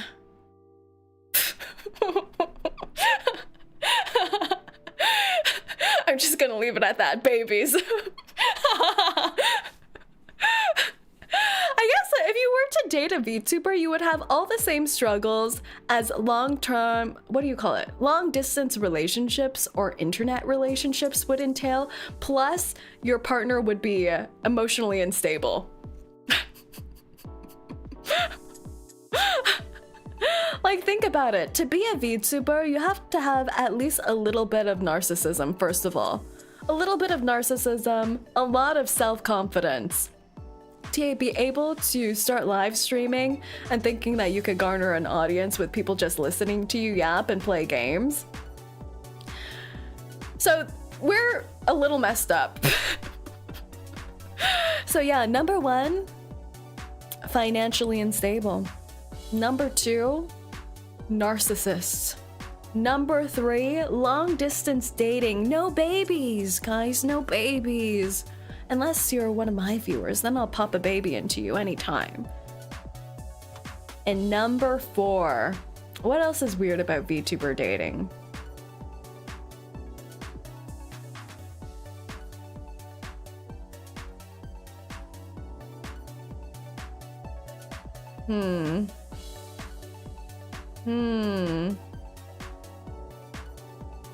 I guess it ties into number 1 with the financial instability thing, but a lot of them have very bad jobs. I feel like I might be overgeneralizing, but the financial instability thing, like, think about it. If your streamer streams like 3 to 4 times a week and streams like 4 hours each of those streams, yeah, they have time for a full-time job, but they are splitting a lot of their attention to VTubing. I don't know, I just feel like so many VTubers and streamers don't have stable jobs. So if you're okay with all these conditions, then maybe you can date a VTuber. Some VTubers that live in SE Asia probably make decent money considering the exchange rate and cost of living being cheaper. No, you don't understand. You don't understand what we're making over here. You don't understand. Are you dating the person or the persona? That's the thing. If you date a VTuber, you're dating both. Yeah, I guess that's another thing. When you're dating a VTuber, you are not only dating the cute little anime creature you see wiggling about on your screen, but you're dating the person behind that. And that's also menacing.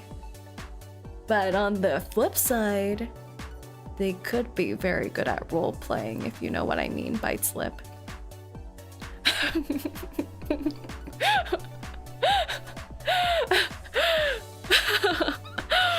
Jesus Christ.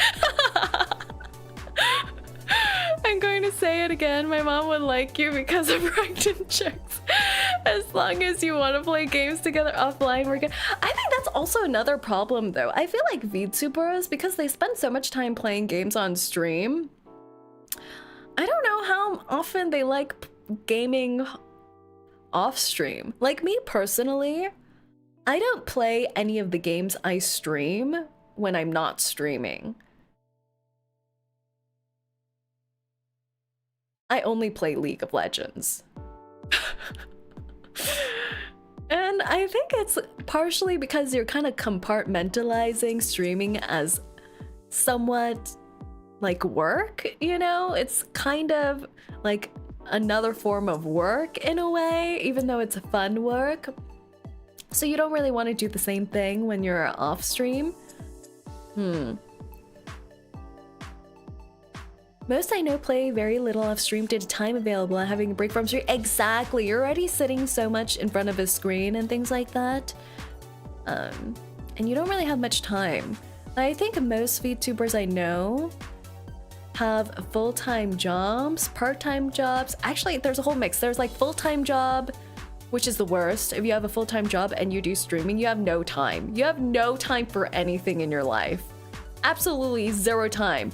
You do your 9 to 5, then you do your 8 to midnight streaming session, and then in between those 3 hours between 5 and 8, you shower and eat. And then you have no time, absolutely zero time.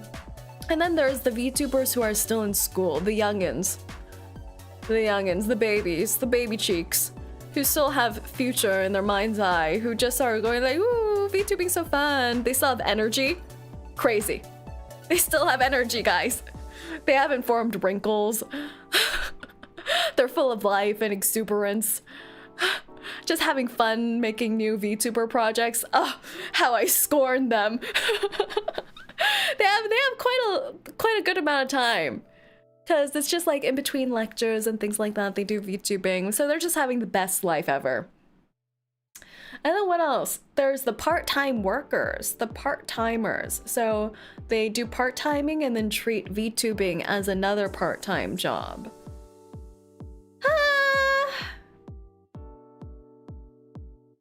they're kind of having the worst of both worlds, I feel. Or maybe the best of both worlds. First of all, they're no longer youthful. They're a little jaded of the world. They're like, oh my god, I hold like a gazillion part-time jobs. So they're a little jaded, not as exuberant and happy as the college student VTubers, but also not as financially stable as the full-time working VTubers. So they're caught in the middle of financially unstable, but also unhappy.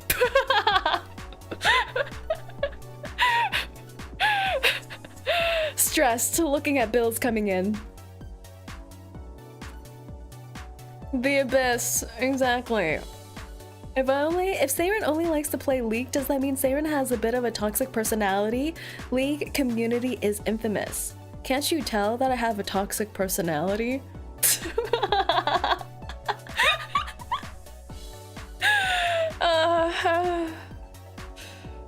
I use League to expunge all of my toxicity.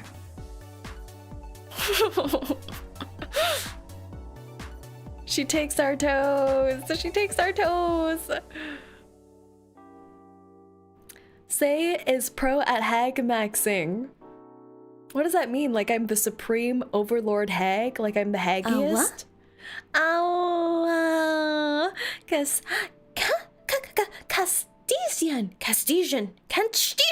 Cartesian theory. Cartesian theory. I'm trying. Thank you so much for joining the internship. You just sponsored another pair of diapers for the interns. Thank you so much for the diaper funds. Thank you. You see, have you noticed, guys? The YouTube members fund the diapers, and the Twitch subbers get pregnant. We have a whole supply chain working here, where we have one side getting pregnant and the other side supporting the pregnancies. I've thought about this.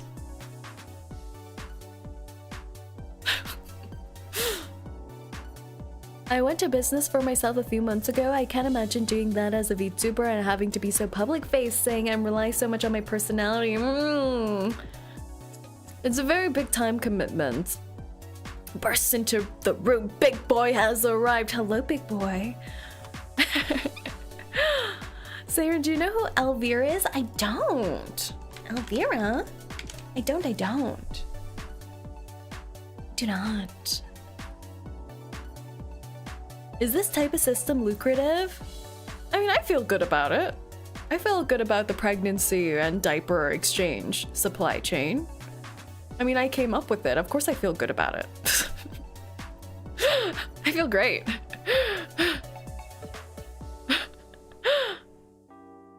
Thank you, I'm not pregnant, sub thing. You're not pregnant yet. Some people take a few more rounds to get the hit. Elvira, Mistress of the Dark. Oh. What if I got subbed on both? Do I just supply my own diapers? Yeah, but if you like the idea of community and paying it forward, then you could exchange diapers with another pregnant intern and form a unique bond that way, you know? Like, new parents need to bond with each other.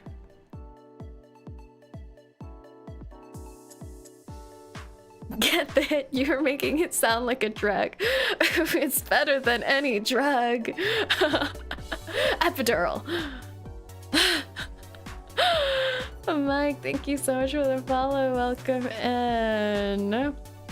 Yeah, so what was I saying? Don't date VTubers. Don't date VTubers. I think what's worse, a viewer, like someone who's not a VTuber, just like a VTuber enthusiast dating a VTuber, or another VTuber dating another VTuber. I don't know. I feel like if you're a VTuber yourself and you date another VTuber, you just know too much. You know too much about the behind-the-scenes happenstances. Like, the veil has been removed. And you know how much of a freak they are off the bat because you're also a freak. So I feel like the dreamy quality of dating a VTuber is gone.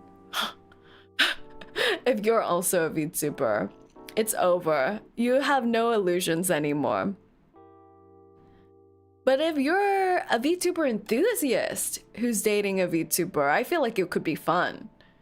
You're like, oh my god, it's so fun and exciting. I can learn all these things about VTubing and behind the scenes stuff by dating this VTuber. And then you slowly get to know that they're a freak. And then you're like, oh my god, all my dreams are crushed now. I'm gonna be single forever. It's a slightly different nuance. What if I'm already dating a VTuber? How do you feel about that? How do you feel about that? Are you well adjusted? VTubing kind of does sound like a drug. You have to be high off the stream and all the attention, but the come down when the stream ends seems rough. Yeah, I feel like, people do ask a lot. I don't know. When I first started streaming and then making some other VTuber frenzies, and we would DM and go on calls and stuff like that, sometimes you would get comments like, oh my god, you're exactly the same as you are on stream. Or maybe even the opposite, you're like, oh, they're so different than they were on stream. Like, you get these kind of things. Because yeah, some people are exactly like they are on stream when they're off stream, like exact same energy, exact same voice and things like that. But sometimes there's a gap between their on-stream and off-stream persona. Not really in a bad way, but it's kind of like how certain people are different when talking to different people. Like, you have your telephone customer service voice, and then you have your talk to your roommate's voice. you know, and streaming can be a customer service kind of voice kind of thing that you turn on and off. But I guess it could be a little jarring. But it's normal. Yeah. They drain my mental health every single day. You see? It's working. They're siphoning your lifeblood to feed VTubers. Love that for you. They're probably different off camera, to be honest, and you really don't know them. Yeah. Because I think it's the same with any internet personality. You see so little of who they are on the stream. So I don't think it's as drastic as they're different people off stream, but you'll see a fuller spectrum of them, right? Like when they're upset, when they're annoyed at things, like some of those negative attributes that they wouldn't show on stream.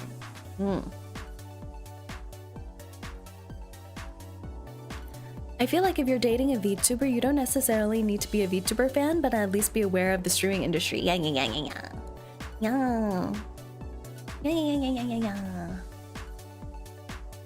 But I do get asked this too on the same thread. VTuber voices. Are they real? Or what's wrong with them?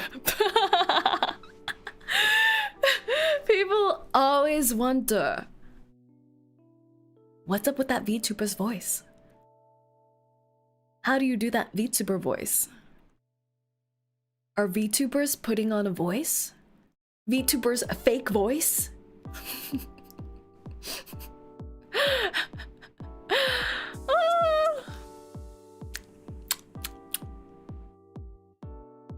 I don't know. I feel like it's very rare to have someone doing a character voice.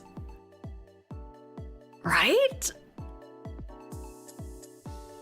I personally don't know anyone who puts on a very drastically different character voice for on-stream versus off-stream. Because it fucks up your throat. Exactly, it fucks you up. It's gonna fuck you up. Like, I think especially in the Western sphere, you don't really hear many VTubers with a strong character voice. I think in Japanese VTubers it's very different. Like Japanese VTubers, it's like a voice acting gig for them. They have so many ranges of character voices. It's insane. It's insane, the Japanese VTubing sphere. But you've heard of stories like 𝐒𝐴𝐚𝐭, right?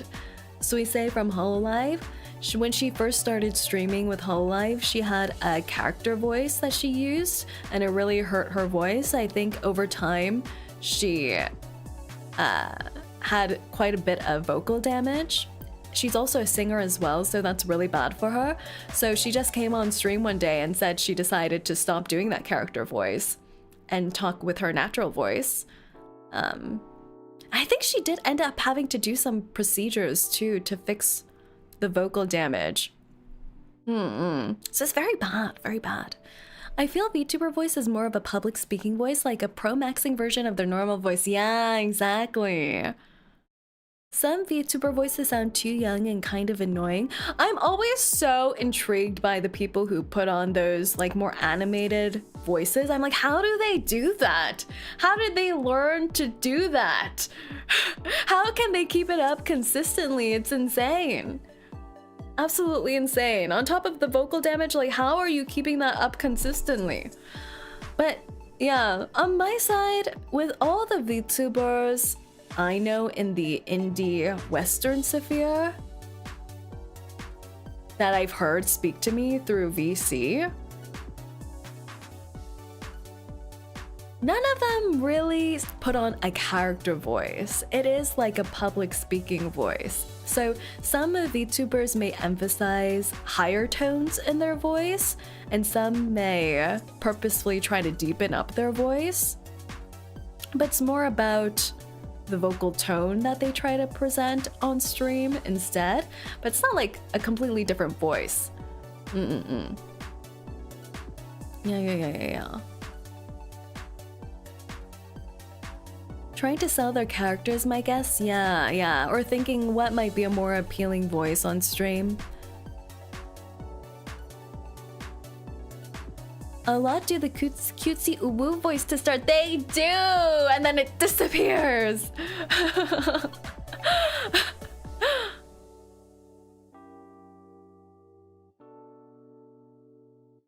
There's a VTuber avatar that sounds very different from their voice. Yeah, I think that happens a lot in non-corpo VTubers. It can happen. In non-corpo VTubers and the indie corpo sphere, there can be a lot of cases where the VTuber voice doesn't match the actual VTuber avatar. But I mean, they're an indie VTuber, they can do whatever they want, so.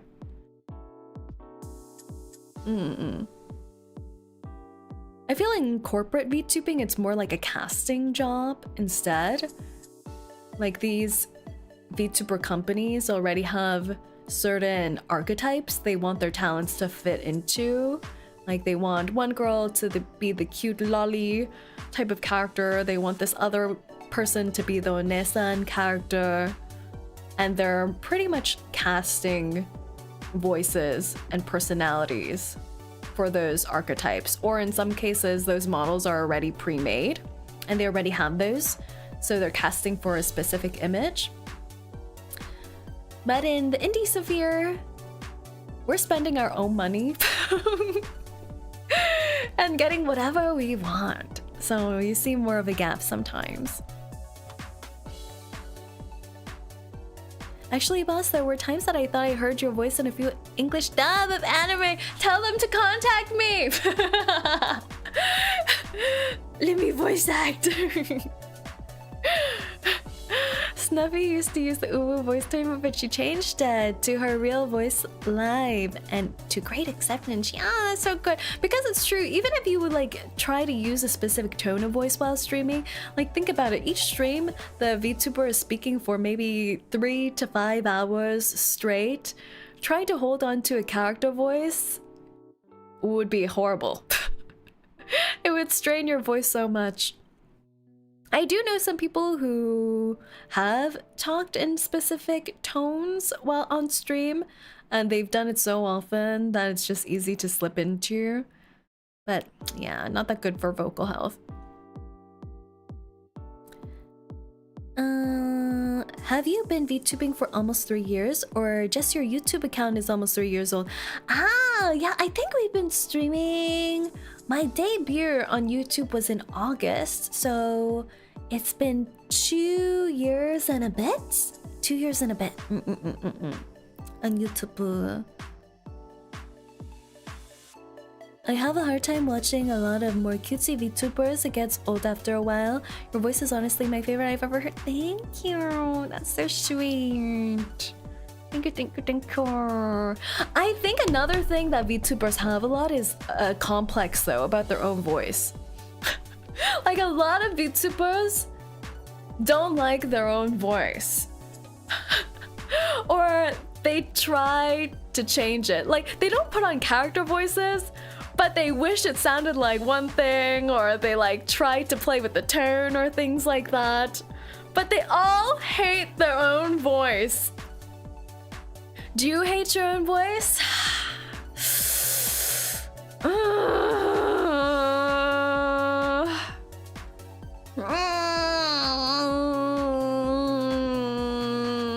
I think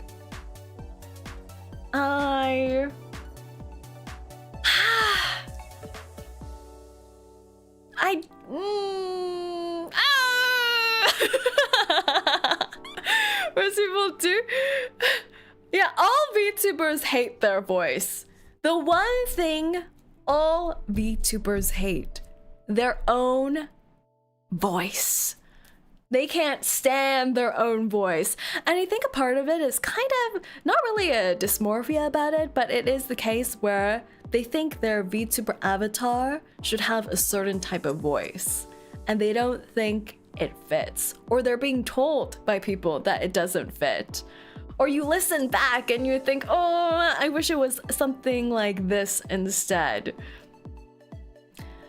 I think in the streaming world as well, or early on in VTubing, there are specific voices that perform better, and you try to emulate those voices.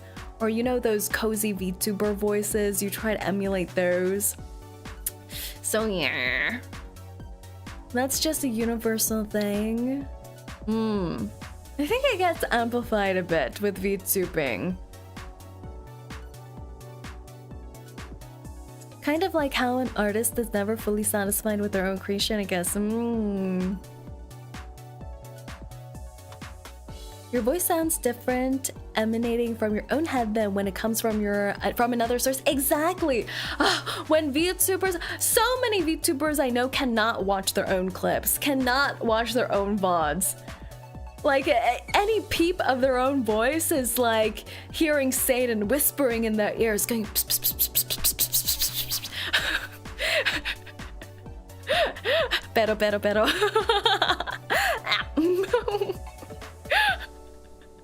It's the cars, it's the cars.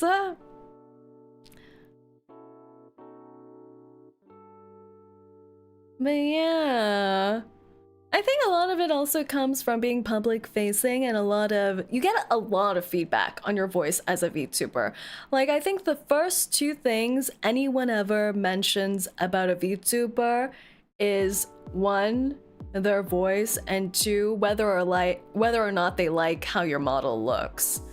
And that's fair, because that's how you're presenting yourself, and that's the first impression that you get from a VTuber. But it can add to the complex, you know? The mind, the voice hatred. Introverted VTuber challenge, impossible.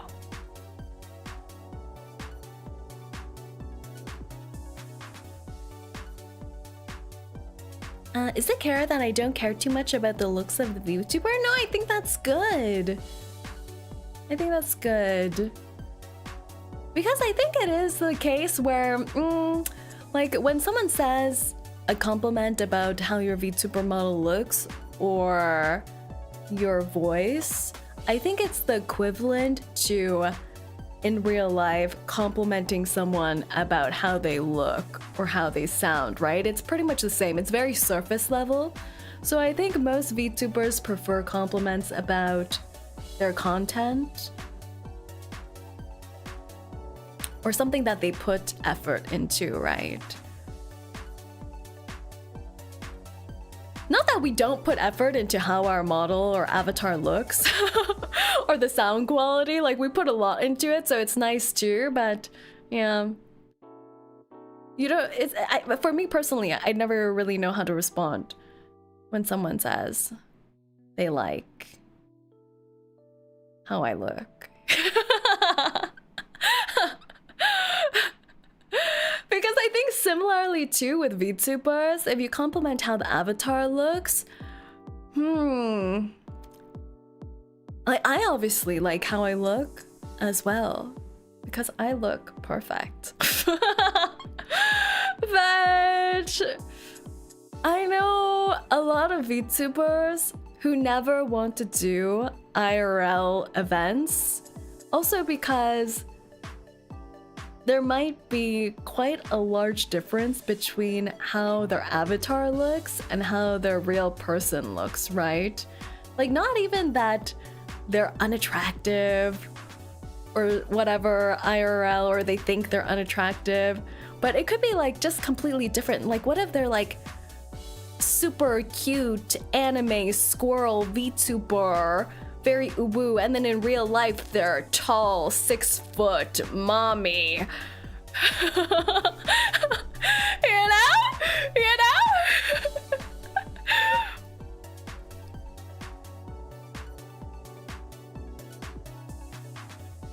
Gura is 9,000 years old. That she is. People get a mental image in their head, exactly. Last IRL event you did, your VTuber friends got mad at you for being too pretty, didn't they? No! No! No! No, no, no, no! The rumors are greatly exaggerated.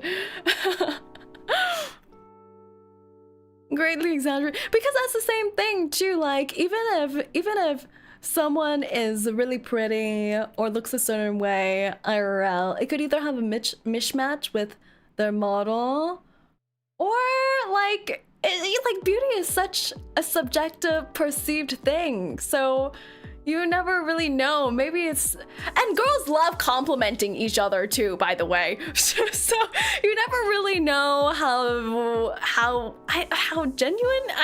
It is genuine, but you never know how serious it is. I don't know. Let's move on. I can't. Not bad, but I heard you were so pretty, so it is. Now they're exaggerating. Even guys. Take the compliments. No.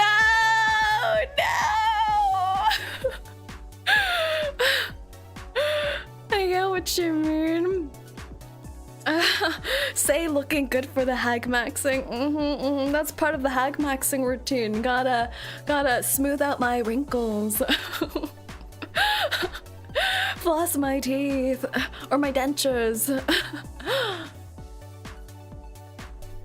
Okay, but like 85% of all VTubers are conventionally attractive IRL.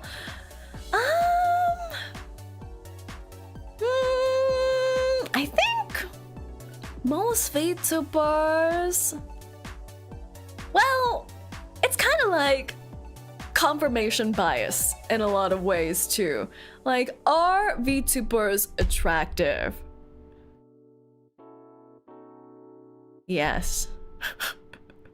Are VTubers attractive IRL? Yes, I would say they are. But I think from a viewer perspective, a lot of it is confirmation bias. Like, if you scroll through Twitter and see VTubers posting selfies or face reveals, They're doing it because they're comfortable posting their face and their face reveals. And why might they be comfortable posting it? Because they're drop dead gorgeous and I want to lick their face. And they know it. They know. They know they have a lickable face.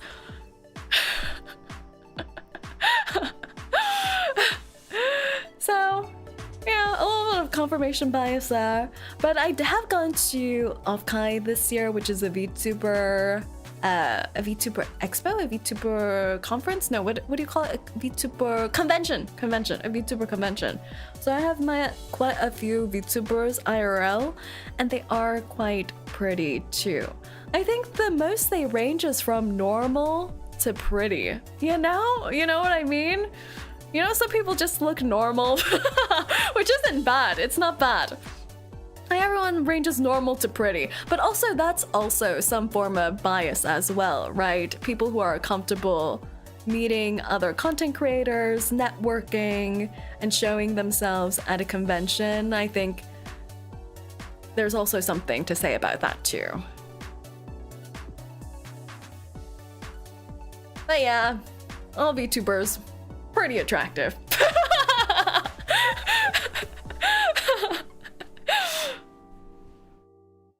Do you goon to VTuber face reveals? Who do you think I am? Respectfully. Goon, respectfully. Beauty is an eye of the beholder. Exactly. It's like going to any public place, like going to the local McDonald's. The same demographic will be there as VTuber face reveals. Exact same, except less children.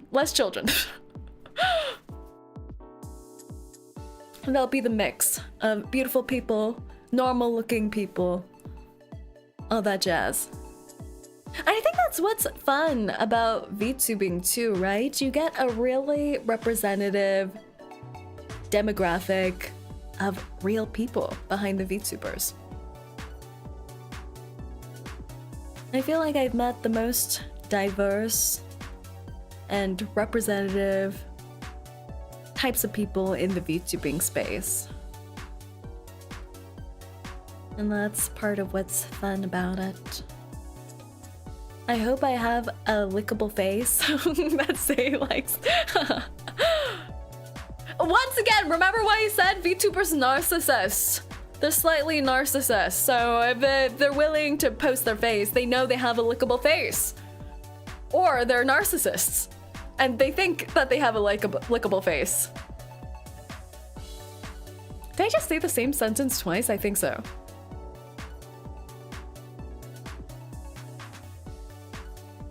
Goon responsibly. Yes, goon responsibly. What about male VTubers? Some of those guys just judging by their voices make me question my allegiance. I'll say that. Male VTubers? I think the female VTubers are prettier than the male VTubers.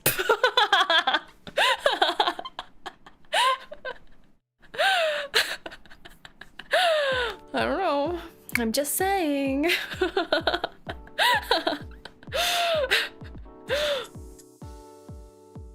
I'm just saying. But I also, do I know that many male VTubers? I also know more female VTubers than I know male VTubers. Male VTubers have it harder from what I hear on gaining subs / follows. I'm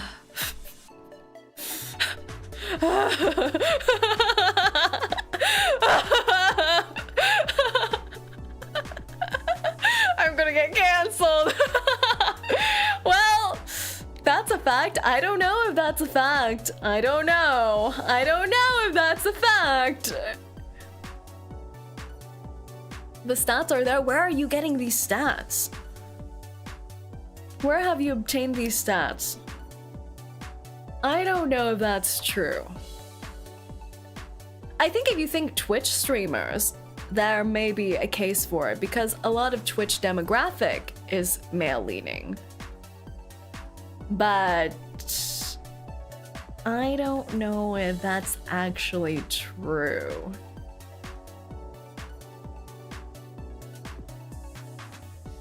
There has been constant debate on Twitter about it. Like every few months, it reappears with male VTubers saying it's hard being a male VTuber. But I think in general, it's difficult being a content creator, period. So I don't want to get into it. I'm waiting to see if Bear shoots me on the forehead with a red laser beam.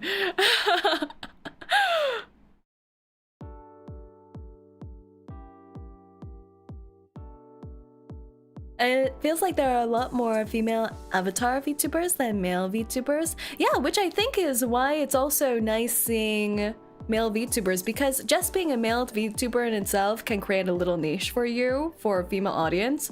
Like, I think the uprising of male VTubing really got recognition with 𝐒𝐨𝐬𝐢𝐚𝐥𝐬's Luxium wave. And it's a proven success case that we saw there, right? Like, unprecedented success from the 𝐒𝐨𝐬𝐢𝐚𝐥𝐬 Luxium wave. So I don't know. I don't know. I think there's different struggles. There's different struggles, and then there's the general overlapping struggles that all content creators face. Hollow Stars as well, yeah.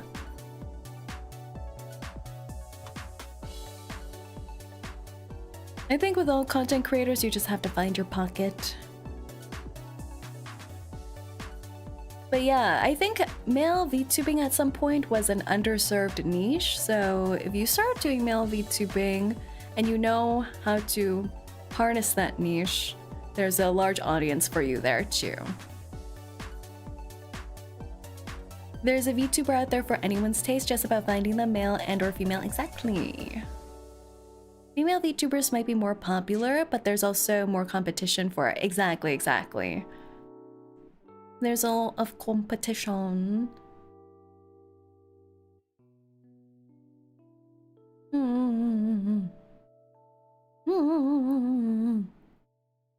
If you can be a male VTuber who can risk the ladies.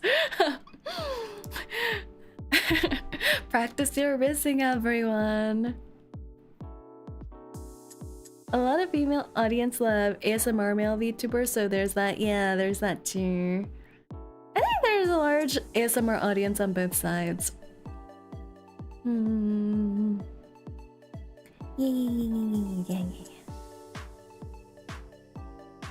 It's already happening. It is.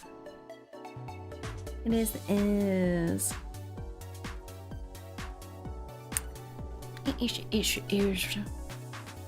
Play Love in Deep Space and you're set as a male VTuber, but I want to play Love in Deep Space. What about me?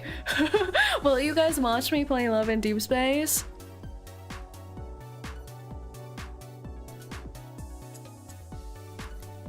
With what you've learned after VTubing for a while, would you advise it for yourself? What would your advice be to yourself when you first started? To start earlier. My advice would be to start earlier. Because if you started earlier when VTubing, right before the VTubing boom, which was the boom for a lot of content creators, the big COVID, then you would have a much bigger audience.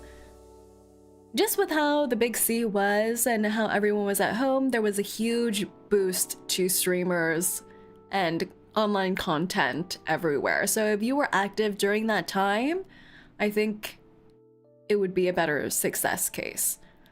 But you can't go back to there and change things, so...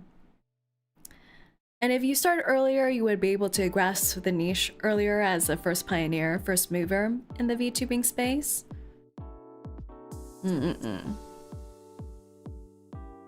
Also, like your model art, thank you. Golden age for VTubers, then I guess, exactly. During the big C. I wasn't enough of a human being back then. But also, if you started during that time, there's less resources too. So it's also difficult in another way. Like there were a lot fewer artists who understood how to create a VTuber model because the art requirements for VTubing is very specific. The rigging technology was also just starting, so it was a lot more difficult to find resources back then, which is also why I think it was kind of the peak time for agency VTubers. Since a lot of people saw VTubing was just starting and thought, that's cool, how do I become a VTuber? No idea. There's no resources out there. I guess I should join a company, and that's the only way to become a VTuber.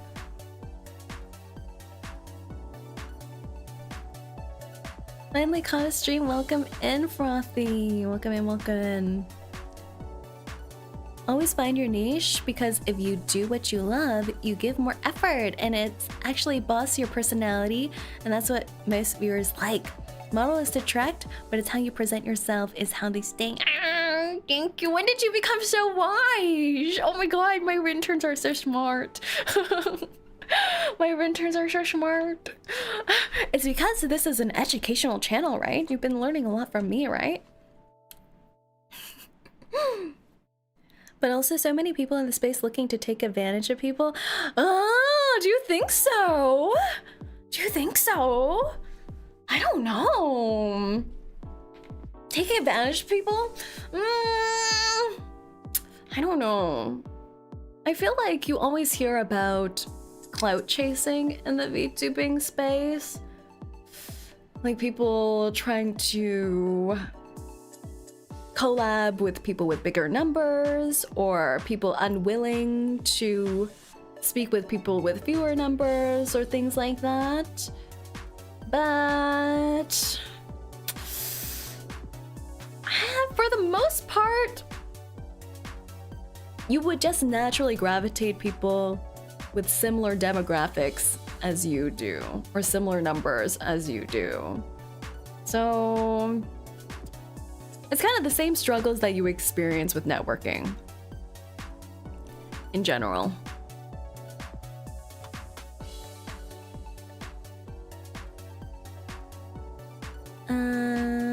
Honestly though, that's just anybody in content creation. It's not a uniquely VTuber thing, yeah. And I think it's because in recent years, VTubing has opened up a lot. Like I mentioned, the resources, the knowledge for how to become a VTuber. So now VTubing in itself is still a niche, but it's not difficult to enter into VTubing anymore. If you have the things that you need, like a PC that can run a VTuber model, a microphone, and some money, then you can be a VTuber. So the entrance bar has lowered, so there's a lot more different kinds of people entering VTubing, and with that also includes problematic people. So I know there are people always commenting, there's so much drama in the indie VTuber space. I think it's just people being people, and these type of people, because they have a platform, like sharing that with their platform very publicly. Can always start with PNG Tuber too, yeah. Actually, the entrance for VTuber, if you want to start VTubing, there's a lot of pre-made VTuber models, or even some free VTuber models that you can use too. So if you want to actually practice with a moving VTuber model, it's not that difficult anymore. And PNG Tuber technology is getting better too. Like they're going crazy. They're going crazy. Bus needs a Google Ducky.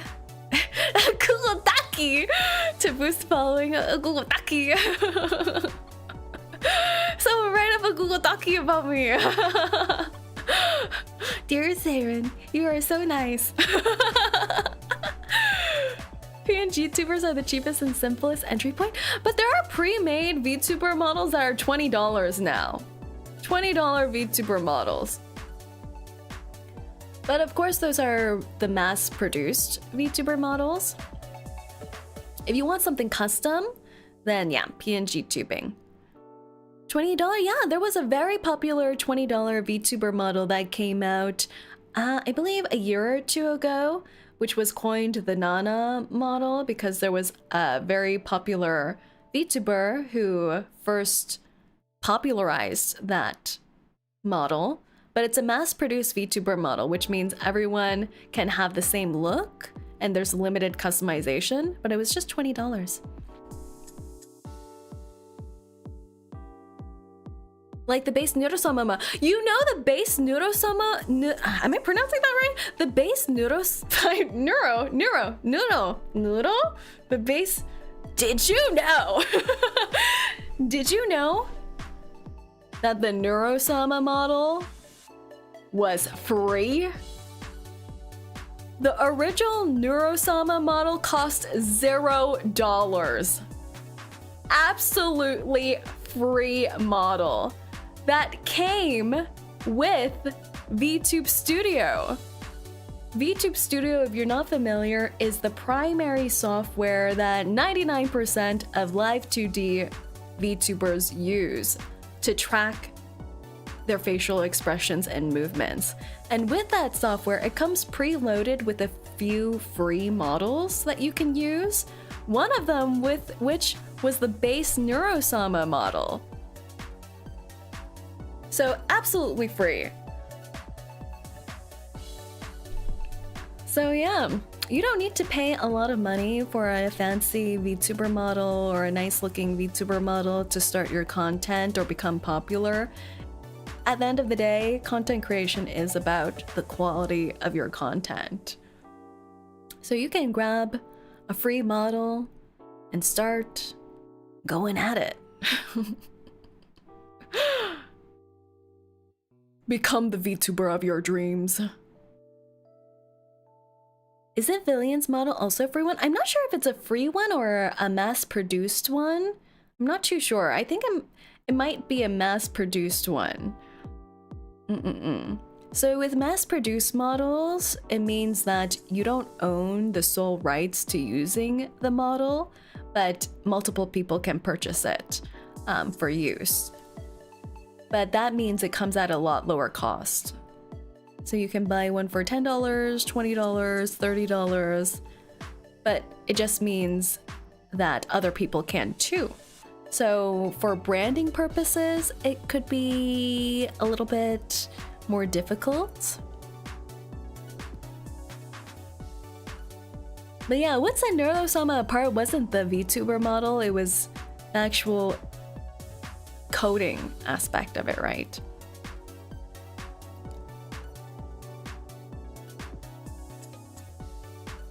Yeah. $0. $0 to one of the most successful VTubers.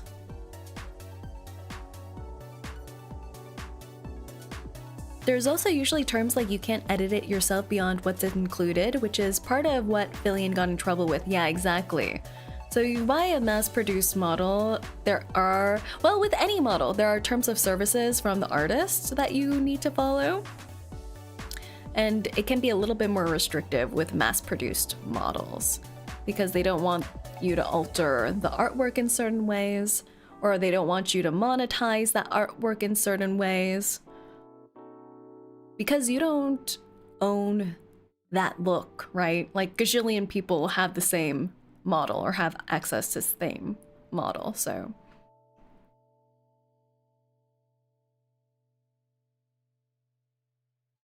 $0, sweet. I have $0. Yeah, VTube Studio, the tracking software that VTubers use, it's free. It's free. I think there is a watermark that comes with it, so if you want to get rid of the watermark for streaming purposes, like most people do, I think it's something like how much is it? No, I think it might be like $20. Somewhere between $5 and $20. I forget. I forget. Can't stay long before I go. Mind if I draw your model? Oh, of course you can. I'd love to see it. Drawing plus raking is the way to go eventually. Oh my god, you know, I have that YouTube short that I put out about how much money or the range of costs I spent in my VTuber debut and for my VTuber model. And some people were like, you know what's free? Drawing it yourself. I'm like, are you insane? You think I can draw something of this caliber myself?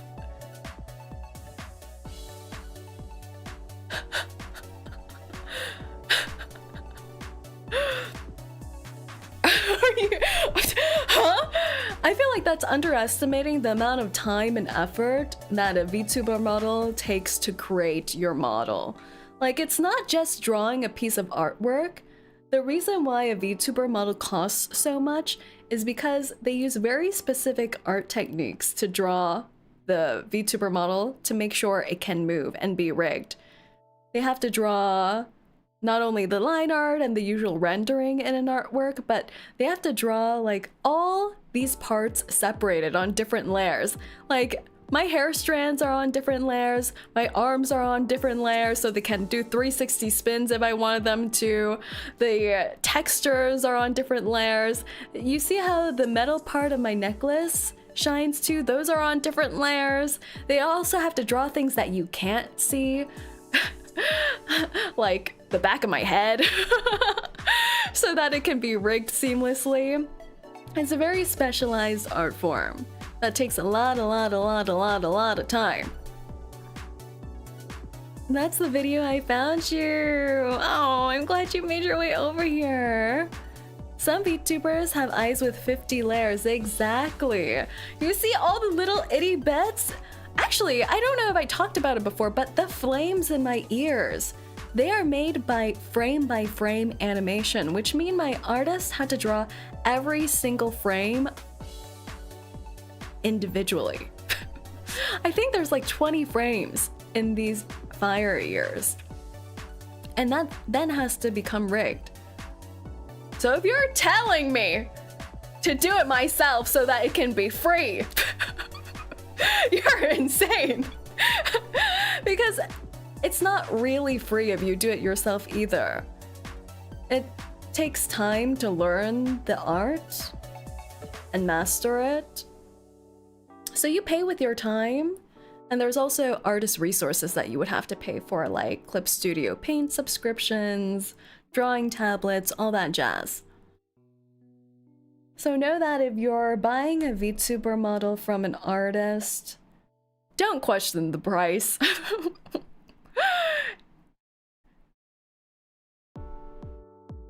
It's usually worth it.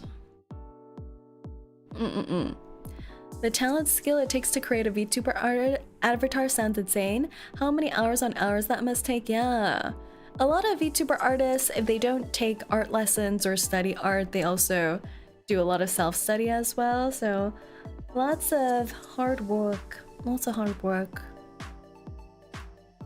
I only know a couple of those who do it themselves. Yeah, and usually those who do it themselves also offer commissions. Like they do art as part of their work. They're professional artists in their own right. And you hear about how much time they spent on their own models all the time too. So it's not easy. If I were to make my own VTuber model myself, I would debut like 30 years from now in a different lifetime too. In a completely different lifetime. By then, VTubers are extinct.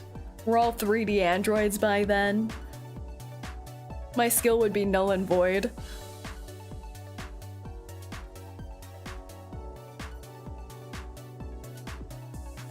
When your wardrobe change costs thousands of dollars, makes sense. Exactly. Expensive. Expensive, but worth it.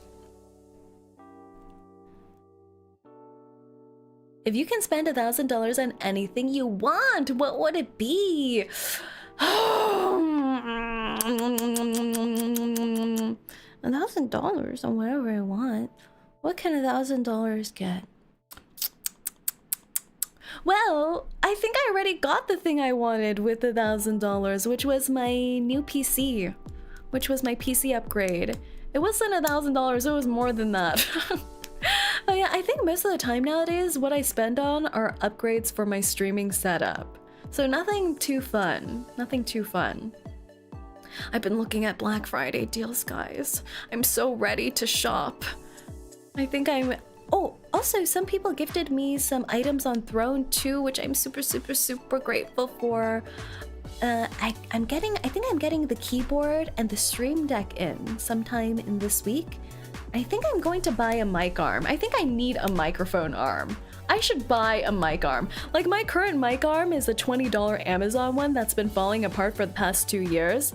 I don't think it actually holds up my mic anymore. I have three strips of duct tape holding it together so it stops drooping on me. So I'm gonna do that. Is it squeaky? Hell yeah, it is. Your arm is held together with tape. Yeah, it's held together with tape and sheer willpower. I just deposited my checks from my clients. I'm so hyped for Black Friday. Last Black Friday, I was so broke. Yo! I'm so excited for Black Friday. I feel like the deals aren't that good during Black Friday. But if you have specific things you want to get, then it's good. It's good. It's good. Gotta get my upgrades.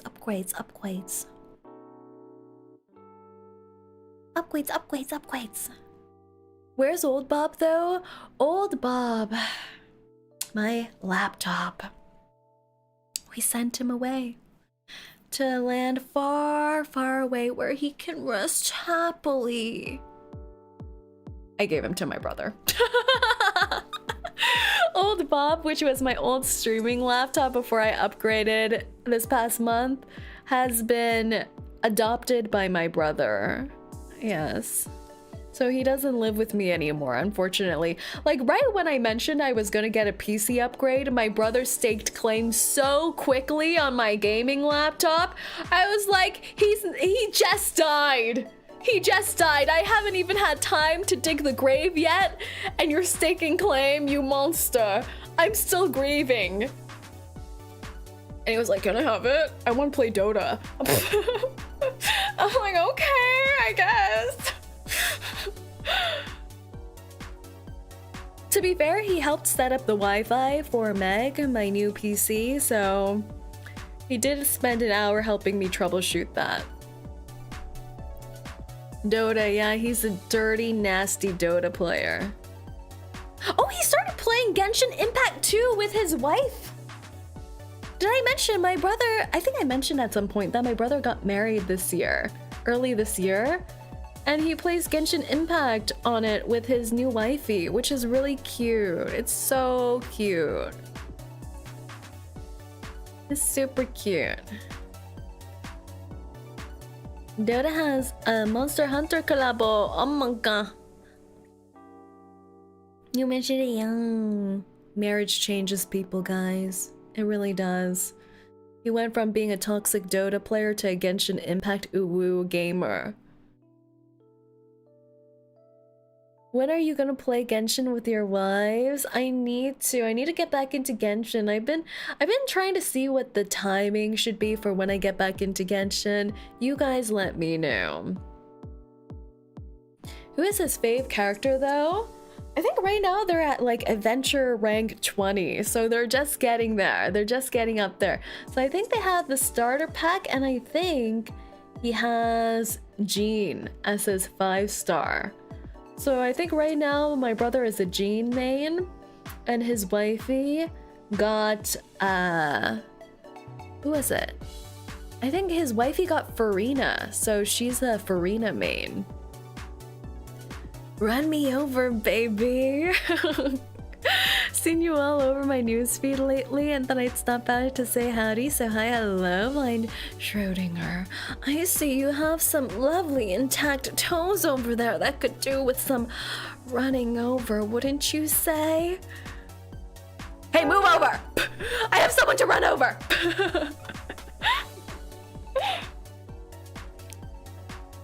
Let's exchange insurance details.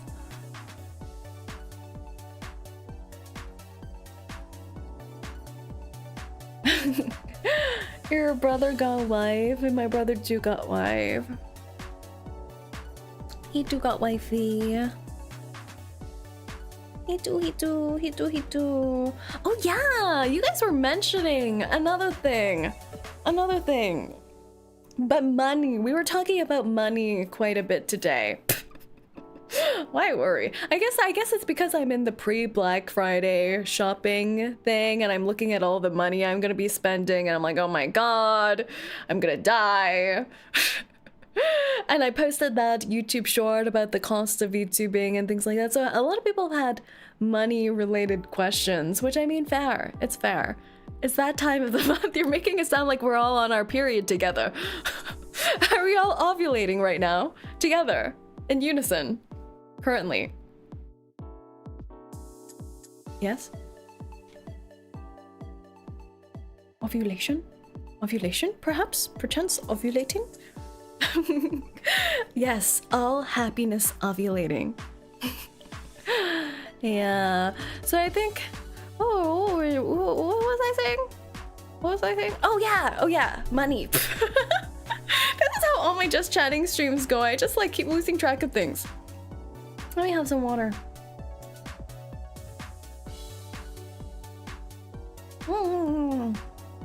All right, guys. I'm gonna disclose some top secret information. Put your pens down. Turn off the cameras. This is off the record. How much does a VTuber make? You've seen those VTubers with thousands of subscribers giggling all hee-hee-ha-haing, playing games while getting paid to do it, and you've seen looking at them with envious eyes thinking, wow, the world's so unfair, that should have been me. Instead, my mother forced me to go into college and get a law degree, but I failed the bar exam and now I'm just an accountant. Well, yes and no. VTubers do not make that much money. The average VTuber, we broke as hell! First of all, super chats, memberships, super stickers. Those things that you give to your friendly YouTube VTuber, YouTube takes a 30% cut out of that. 30%! And then if you're doing it through Apple Pay, Apple takes another 30%. Gone! But you know what's worse? Twitch.tv, the little purple website, takes 50%. All your pregnancies, 50% off. And if that VTuber you're donating to is in a corporate agency, that VTuber company can take as high as 50% cuts. That's right. I've seen contracts that take 50% cuts.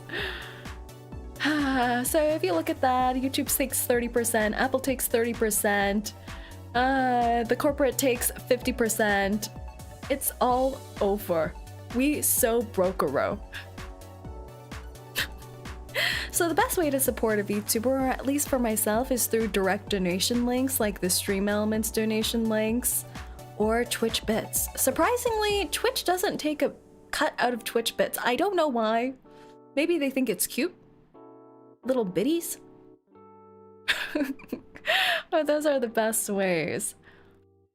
Oh, but Saerin, what about ad revenue? Aren't there all those OG YouTubers like Mr. PewDiePie who made gajillion millions of dollars through ad revenue on YouTube? Yes and no once again. Advertisers know they don't need to pay you that much anymore. My most viewed YouTube short with hundreds of thousands of views, I made $30. A big 30. Minus editing fee, and I can all but afford a Frappuccino. So I mean, it's not all that bad. I get a little sweet treat. Depends on your priorities. The Frappuccino, not bad. Not bad. Yeah, so we're not getting paid well at all. Not getting paid well at all. Kick 80-20 cut. Kick is also Kick. Yeah. Yeah. Well, if you go into Kick for the higher revenue split, Kick, if you put aside all the moral and gambling things, they also don't have as big of an audience base. What? Here's to giving you a leg up on getting a better cut. Thank you, Master Nest. More frappuccinos, more frappuccinos. Thank you, 𝐂𝐴𝐚𝐭. Put that in my piggy bank. Channel points give nothing, they're just for fun. Yeah, they're just for funsies. Channel points are just incentives for people to interact with the streamer and have little funsies. I need your advice. What can I give advice on? What wisdom do you seeketh? Yeah, the water bill's going higher. Not only are you not giving me money, you're making me pay higher hot water bills, you monster. Put the bottle down.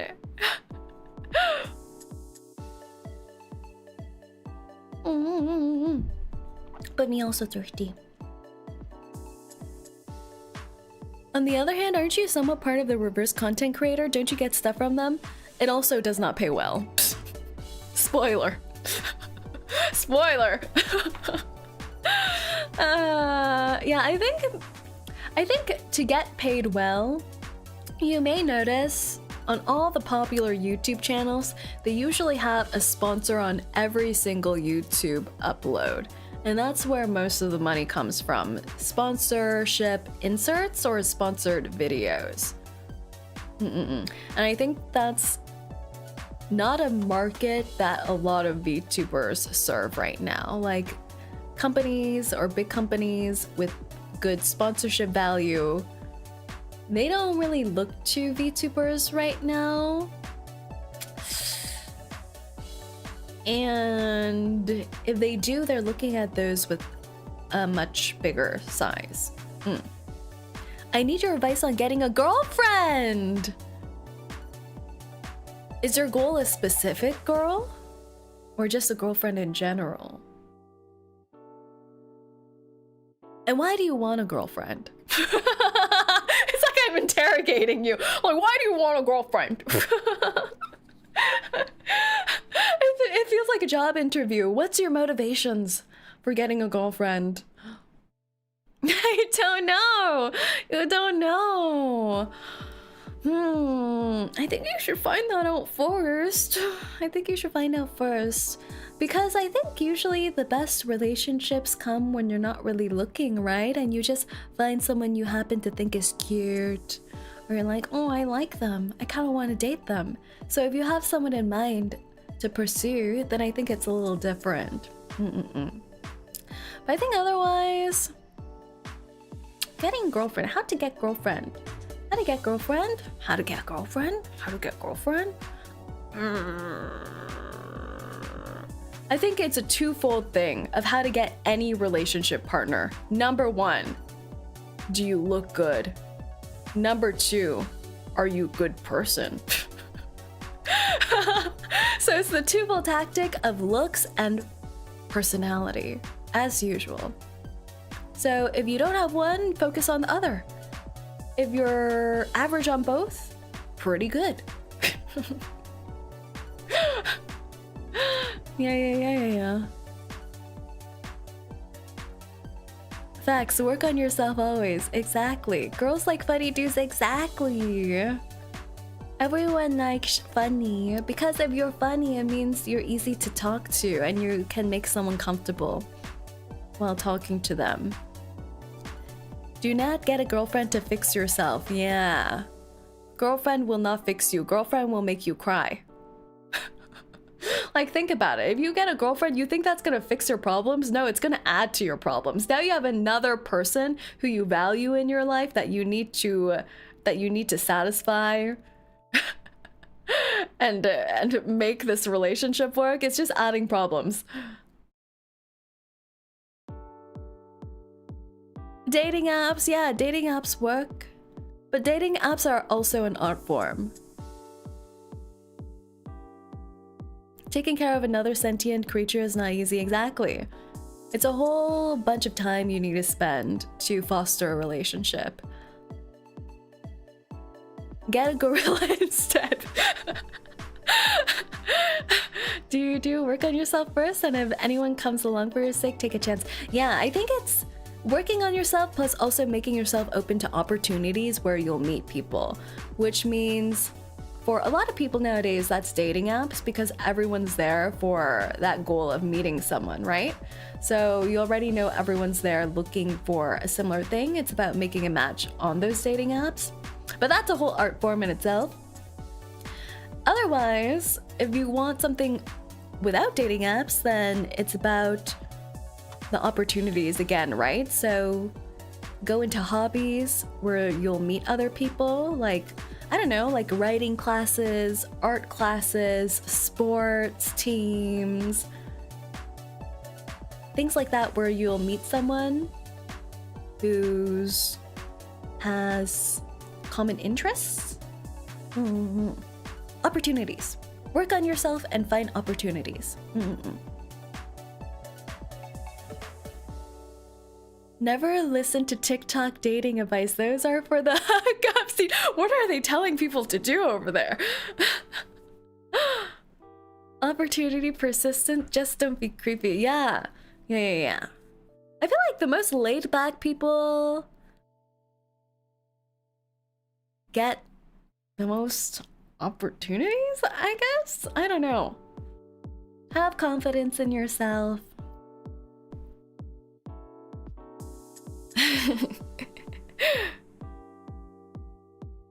You don't wanna know, boss. You don't wanna know.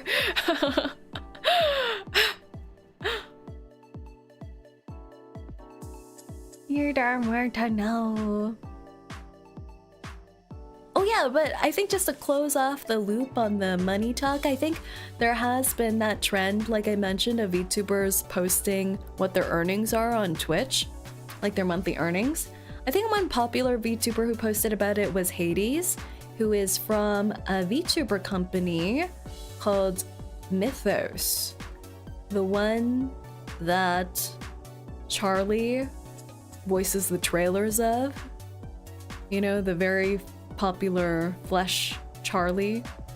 What's Charlie's? Moist Critical. I like how I'm just like mentioning these people by their first names, like PewDiePie, I call him Felix now. Moist Critical, I call Charlie. Am I parasocial? I just find it so much easier to remember than their handles. Yeah, Mythos. So 𝐂𝐡𝐚 posted about her earnings on Twitter. She shared one of her month's earnings was 900 USD from Twitch a month. And she is a full-time streamer, or she categorizes herself as a full-time streamer. So just think about that. A popular streamer on Twitch from a medium-sized VTuber company, Mythos, earns 900 USD a month as a full-time streamer. It's not a lot. It's not a lot. And that's before the company takes a cut. So.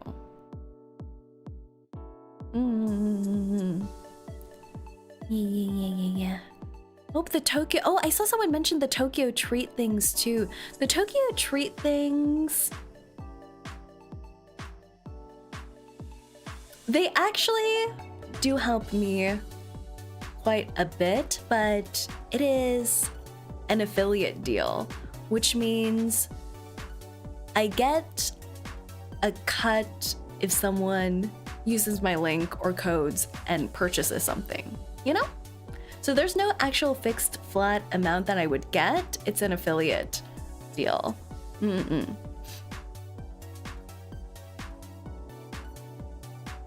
But I think the good thing about those is that you also get something physical in a way of supporting me. other than things like donations where you don't get anything physical to you, you know? You know? Bento box, they're monthly subscription bugs for Japanese snackies. Japanese snackies. Say has merch, young. But actually, another thing. I feel like I'm divulging too much. Well, I'm not, it's nothing against anything, but merch, a lot of indie VTubers who launch merch, all they can hope for is that they get out of the red. They just want to get out of the red, you know? VTuber merch.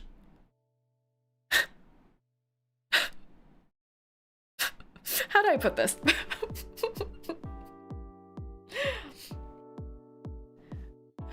You chose this topic? I know.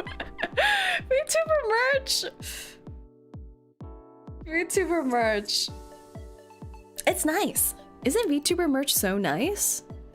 You get those little VTuber dockies, you get VTuber mouse pads, you get VTuber plushies, and it's also cute. And you can wear a full outfit, t-shirt, socks, pants. I don't know why I thought of socks before pants, but you can wear a full body representation of your VTuber's face.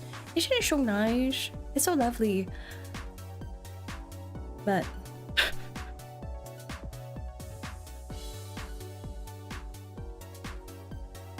you may think, so nice. I can wear all of this and get all these goodies and support my VTuber at the same time. Which you do. You do. But the profit margins of VTuber merch is not very high. Because if you think about it, you have to account for the cost of producing the merchandise. If the merchandise has art on it, you have to pay for the artwork. And not only do you have to pay for the artwork, which means the artist actually drawing the art, but you have to pay for commercial licensing fees, which means you're able to sell merchandise with that art printed on it, which is often 2 times the amount of the base fee of the artwork. And then you have to pay for distribution, packaging, design, all that jazz. So, especially for independent VTubers who don't work with a company to distribute their merchandise, I know a lot of them generate almost zero profit. And all they hope to do is get out of the red. But why do they make the merchandise then in that case? It's for their communities. So support them, buy their merchandise, represent your VTubers that you love. Because I think from the VTubers' point of view, just seeing people buy the merchandise and wear and use the things and seeing their viewers post pictures receiving the merch is all the reward that they need. Making the merch. It's so nice. It's so nice. It's mostly a fan service, not for massive profit. Yeah. Thank you for the merch, Cynthia. Of course. I personally have my merch with 𝐂𝐴 Market, who handles a lot of the logistics. So it's really nice, but I can't control any of the pricing that they do. So I do know 𝐂𝐴 Market prices their things on the expensive side, but I can't do anything about it. But I hope you guys still like it. Yeah. But there's a lot of ways to support VTubers. Yeah. You can watch their videos, you can leave comments to add to their algorithm and help them grow. You can buy merch, you can donate. You can do non-monetary things too, like making clips. The profit is the community's happiness. Oh, that's so sweet. We're getting too wholesome. What do I need to talk about? Pregnancy! Break it up, guys. Break it up. Pregnancy.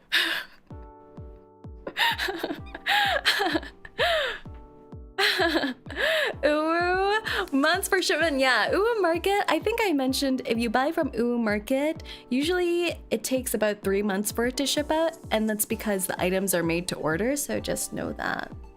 But the quality of their stuff is really nice, so I like working with them. Found you on YouTube. I love your model and you funny. This is the thank you so much for subbing 3 months in advance. You're insane. Did you know that you get pregnant for subbing? You do, right? Thank you, Yenoto. Thank you for the 3 month subbies. And this is the first time a first-time chatter has looked at me and said, "You funny." I like that. I like that. Welcome in. Welcome in. I got me a baby. You got a 3 month baby locked in. Lock in that baby. Lock it in, guys. Lock it in. I wonder what happens if you get a 3 month tier. You just like automatically pop in a 3 month old baby into your womb. You're pregnant. Wow, thank you so much, Teddy. Oh, you're pregnant now too. Oh my god. The fertility of my chat is just so high. They're just busting out one after another. I did see someone challenge me earlier. Before I even started my stream, while I was still in my waiting room on my starting soon stream, someone was like, "Do you think she's gonna chat about pregnancy this stream?" She's totally gonna chat about pregnancy this stream. Guys, you started it first. You talked about the pregnancy first. It's all of you. Not my fault. You're all bad influences. I mean, is talking about pregnancy really a bad influence? Not really. Remember, my primary motive for all this Rinturn impregnation is to save the world. I'm here to save the world. Low birth rates be gone, because I'm gonna impregnate every single member of my chat and save the world. Thank you. Pregging energy in this chat. Pregging energy. Don't you dare point at us, boss. It was you. I remember it fondly. You remember being impregnated fondly? I would hope so. I would hope it was a nice experience for everyone.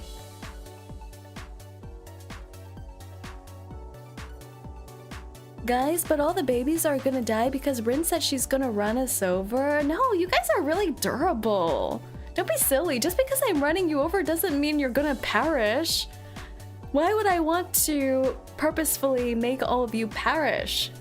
You're part of my workforce. We can't have that. If all the Rinturns disappear, the company's going over. Hell's gonna disappear. Run into chaos. No, no, no. You guys are like... What are you guys like? You guys are like... gumballs. You guys can stretch, reform into different shapes, and bounce back. Just gotta chew hard enough. Durable, she says. What are we, plushies? Well, I mean... There is a plushie Rinturn on my hip. Look at him, though. He's so happy. Look at this plushie Rinturn. Aren't they so happy looking? So happy. Living their best life, strapped down, naked, a little bit afraid. On my hip. Very happy. Hello, hello, hello, Emrena. Welcome in. He looks too jiggly to be a plushie.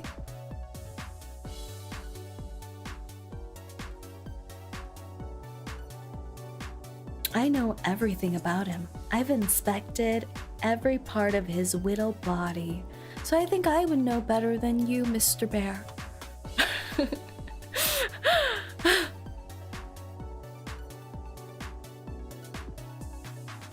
It all started when she came on Twitch. Not even just Twitch, that's worse. What do you mean? What do you mean? What do you mean? The pregnancy started when I started coming onto that. I can't finish that sentence. That if I finish that sentence, it's gonna sound weird. Hey, look, it's our Oshi, the tail. You like the tail? Yo, yo, yo, Saerin, hello. Plamono, welcome in, welcome in. Phrasing, phrasing. You see, I'm a wholesome say-so hellhound. I've started recognizing when I need to speak better. Professional streamer. You're not gonna get me to come all over you. Come all over... How do I fix this? Finish the sentence. Come all over... Come all over the threshold? Like I'm crossing the threshold? Come all over... the house...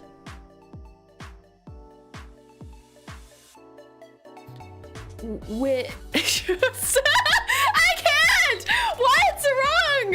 English is so hard! Stop saying come. I'm trying to fix it. I'm trying to fix the sentence.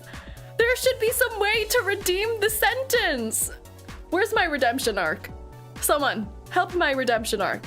Fix the sentence. Going over the hump. Is it just that specific word that has to be banned? There's no coming back from it. You see, you said it. You said the word and it wasn't weird. How did you do that?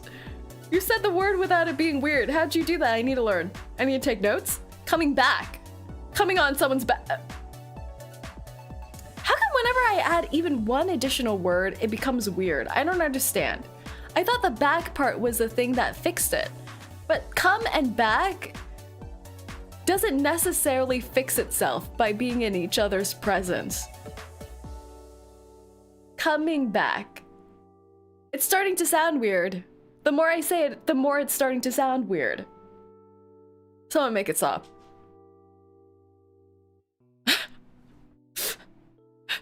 This isn't a Mabel stream. Mabel, my love. It's so Jover, it's so Jover. And on that note, I think it is perfect time for me to disappear. I think it's perfect time for me to disappear. Doesn't that sound right? I couldn't make my grand escape right now. I couldn't make my grand escape right now. She's running away from her mistakes. No, I'm taking responsibility from my mistakes by playing League of Legends by myself. You see? Oh no, don't send me off to play League all by myself. Oh, the horrors. I don't want to. I'll make it stop. Make the League stop. Yeah. You better win. Looks at my 5-game lose streak. I need another good pike. That's what I need. I need my pike to save me.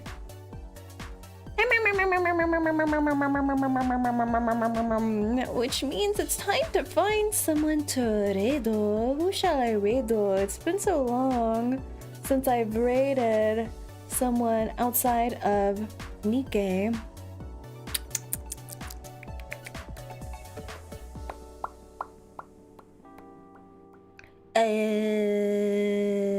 Oh, what are you doing tomorrow? Oh yeah! Tomorrow we're gonna have a YouTube only stream, which is gonna be Reverse 1999.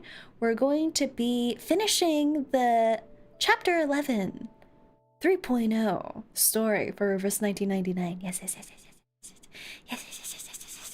So look out for that, guys. Look out for that. Who should we raid? Oh, why is it so hard? Why is it so hard? Why is it so hard? These are the times, you know? These are the times that you have to confront yourself as a streamer. Final rant! As a streamer, you know when you have no friends. The moment that you have to look at yourself in the mirror and confront the fact that you are an introverted, antisocial individual is when you have to decide who to raid. And you look through your little playlist of people who are alive and think, oh my god, there are 10 people, but I don't know them that well. Do I raid them?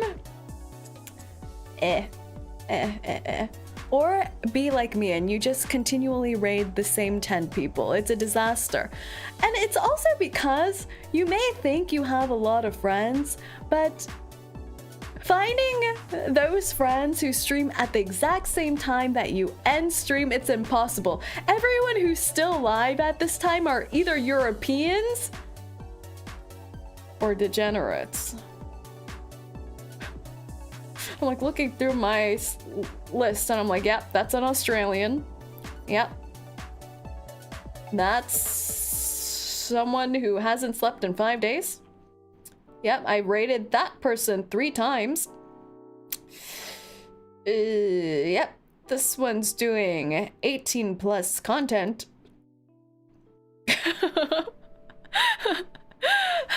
Europeans and degenerates sound the same. Did you notice how I group Australians with the Europeans? Do you guys claim them as Europeans? Is that a mistake? In my mind, they're Europeans. You guys sound practically the same. Be honest. Be honest. Why do you guys sound so similarly if you guys are not the same? Australia does participate in Eurovision. Exactly! Why do they participate in Eurovision if they're not European? Some backstage fraudulent behavior if they're not European. I think Aussies are their own messed up category. They are quite strange. I hear they like wrestling with kangaroos. Savishi, thank you for the follow. So I guess on that note, maybe we'll raid Oh! I found something! Did I? No. There's so many considerations you have to think of when you're— Oh! I think I found something! Okay, let's go here. We have raided this person in the past, but we are gonna be just as nice and welcoming because I'm gonna be raiding one of my VTuber friendsies named Shin, who is streaming Genshin Impact, and I want to raid them today because they just recently debuted their new VTuber model and they look quite dashing, I must say. Quite dashing. They have a mesh shirt. Do I need to say more? Do I need to say more? So let's head on over and say hello and give them a big old hellhound raid, shall we? Hellhound raid, hellhound raid, hellhound raid. Oh shit, did I do it right? Is that how I raid someone? I don't remember. How did I forget how to raid someone after 2 days? My mind. I think I did it. Okay. Alright, Twitch chatters, go on over there, Twitch rintones. Raise hell with a nice little hellhound raid, and congrats for Shin's new model. And thank you so much to everyone for coming by for our little Just Chatting stream. It's been a little while since we had a little dedicated Just Chatting. So I hope you all had fun and learned a lot of educational tidbits because I am nothing but an educational, say so, YouTube friendly, TOS adjacent streamer. Yeah. And I'll see all of you tomorrow for some reverse 1999. Otsuhan. Otsuhan. Awa.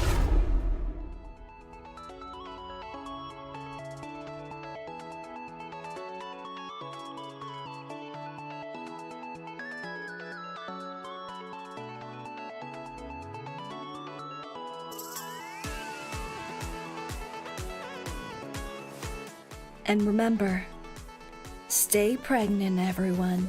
Stay pregnant.